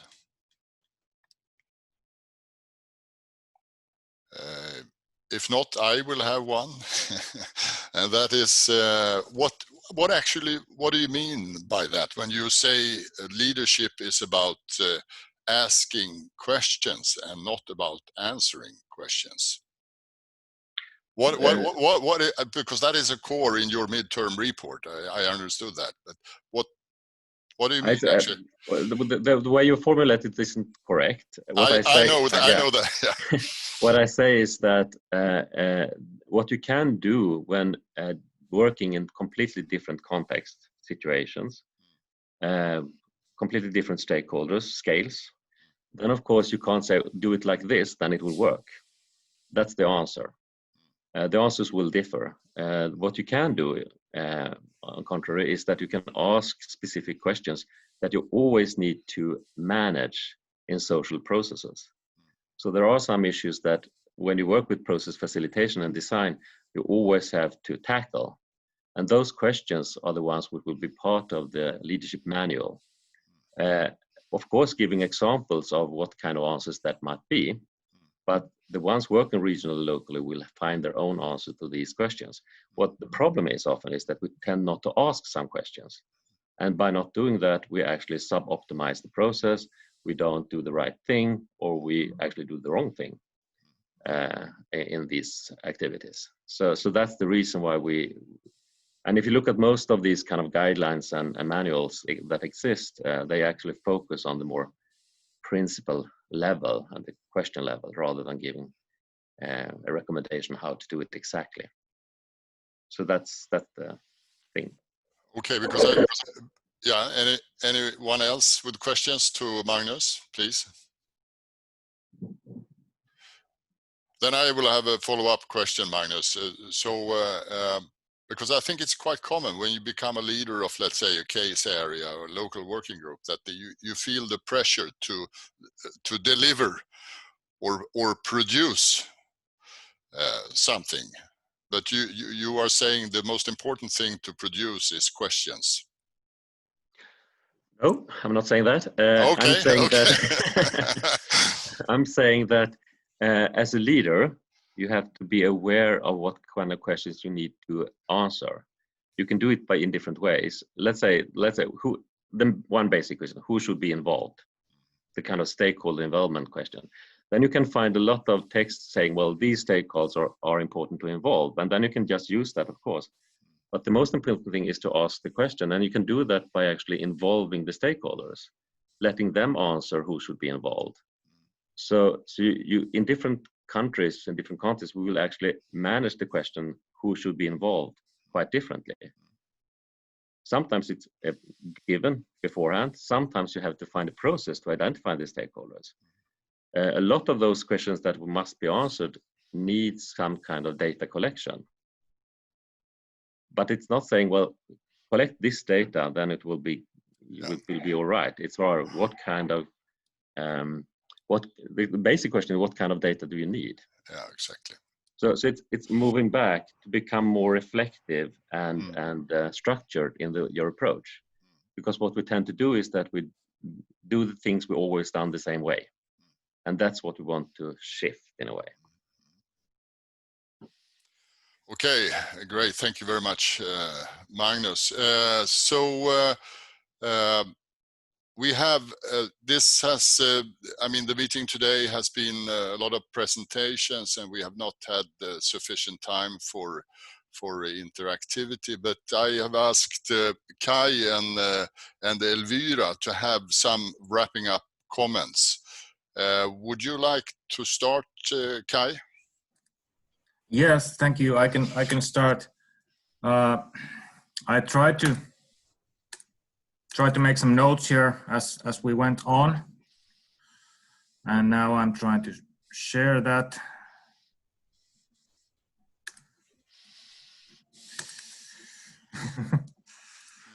Yeah, I guess you are seeing something. Yeah. Okay. Yes, I wanted to focus on the key next steps and the cross work package, cross activity issues to look into, and very nice to hear. And one observation from this is that we have a lot of very interesting content here produced in the activities that can be used exactly for this kind of cross activity, cross work package discussion, because while we are actors in the project and in our respective roles, we are also some of us at least are also representing the target group, so we can also add that kind of perspectives to our outputs. But Elvira will discuss more about the target group aspects. In work package 2, there is the case areas are key, and actually it's nice to hear that a lot of other work packages are increasingly linking to the case areas as reference groups to verify their outputs.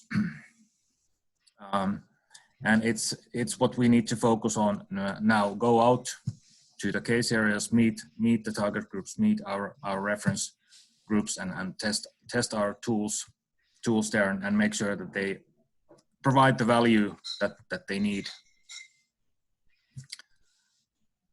Then in the policy work, there is a lot of good discussion points being developed with this interaction between Kaja's team and the national teams, and it's very nice that we will continue to have these outreach and external communication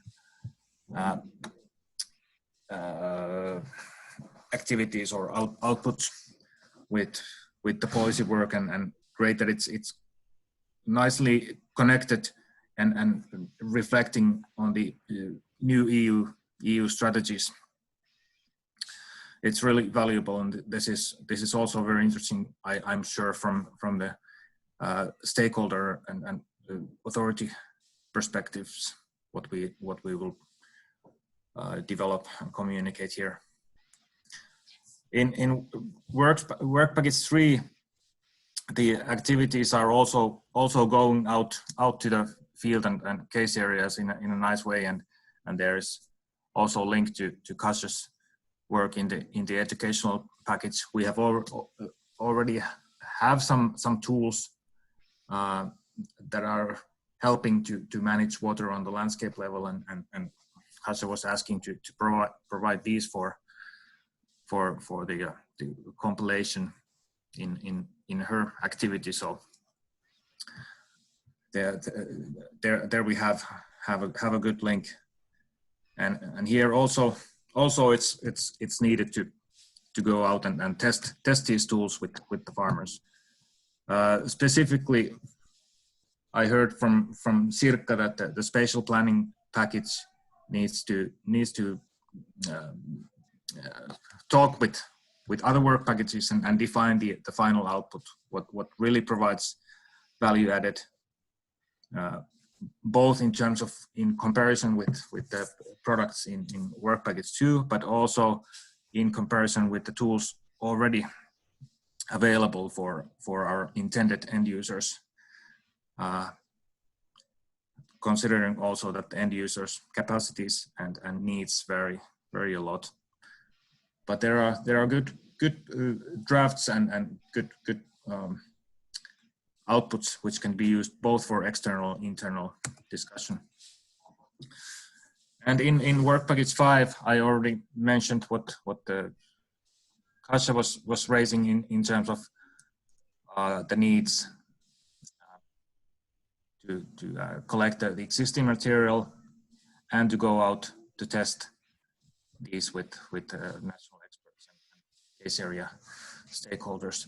For 5.1, I see that it aims at synthesizing our results and turn them into policy dialogues, policy messages.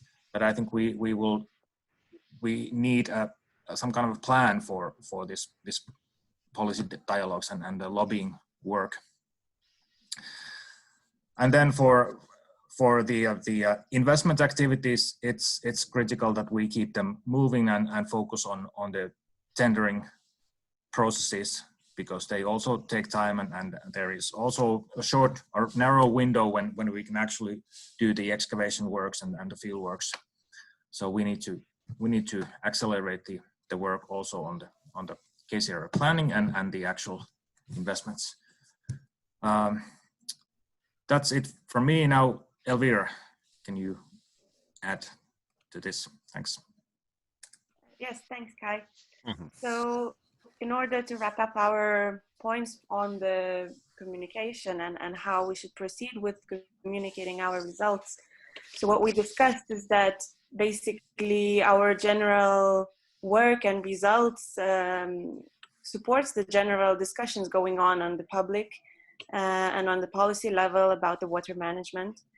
And we, WaterDrive partners, are working with very interesting cases and challenging very interesting issues, are doing progress. And so we really have valuable things to communicate and to share and to exchange with other people. And but the main thing is that we really need to think about what is our communication strategies and how to reach the target groups.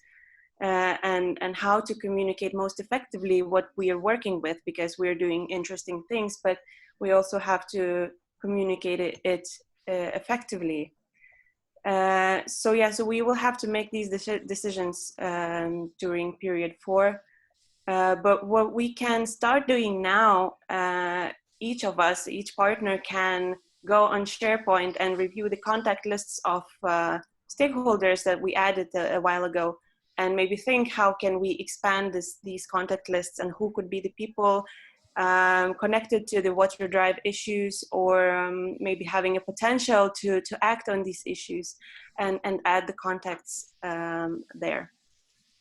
But generally speaking, WaterDrive has made a great progress and has many interesting experiences and knowledges to share and contribute to the value and to changes in the water management.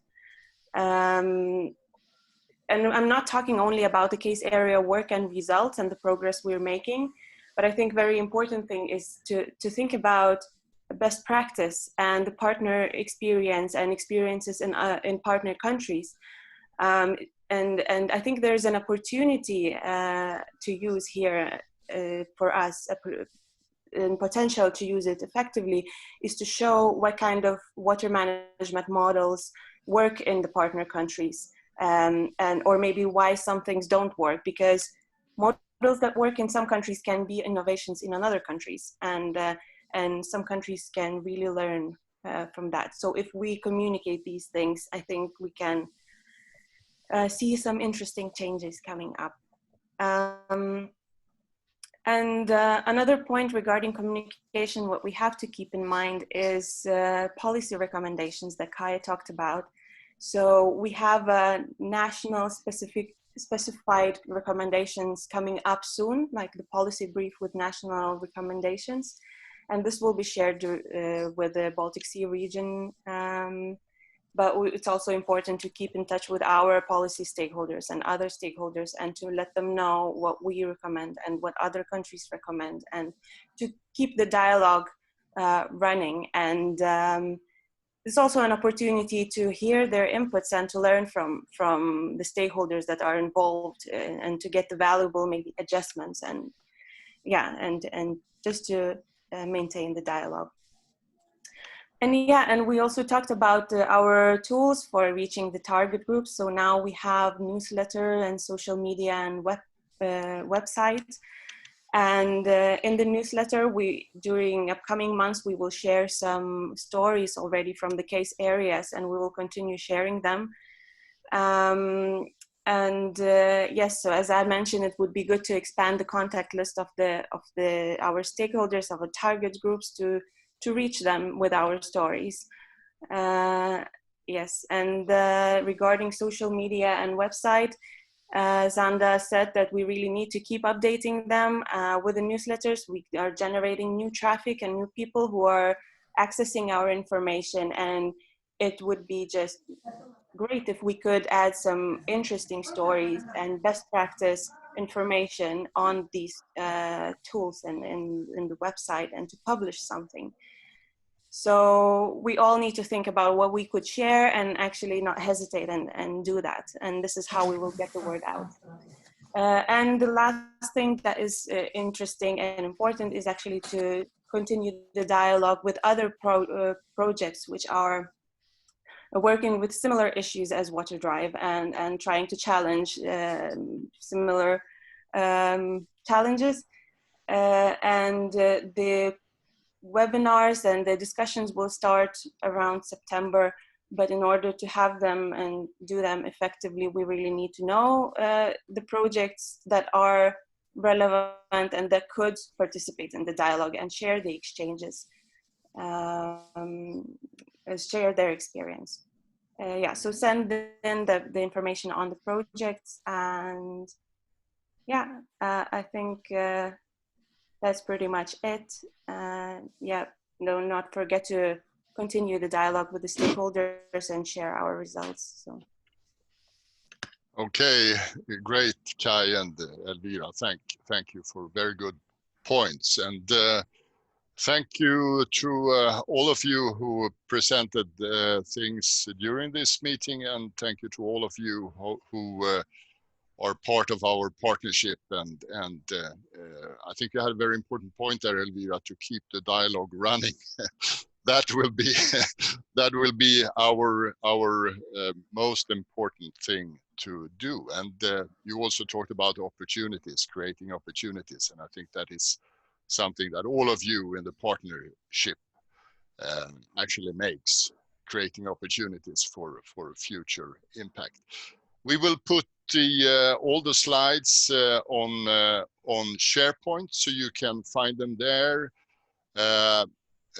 Please contact any of us if you have any questions or comments. We will actually, I think this meeting went quite well. Actually, we even succeeded with the voting system, which I was nervous about, but we landed that also.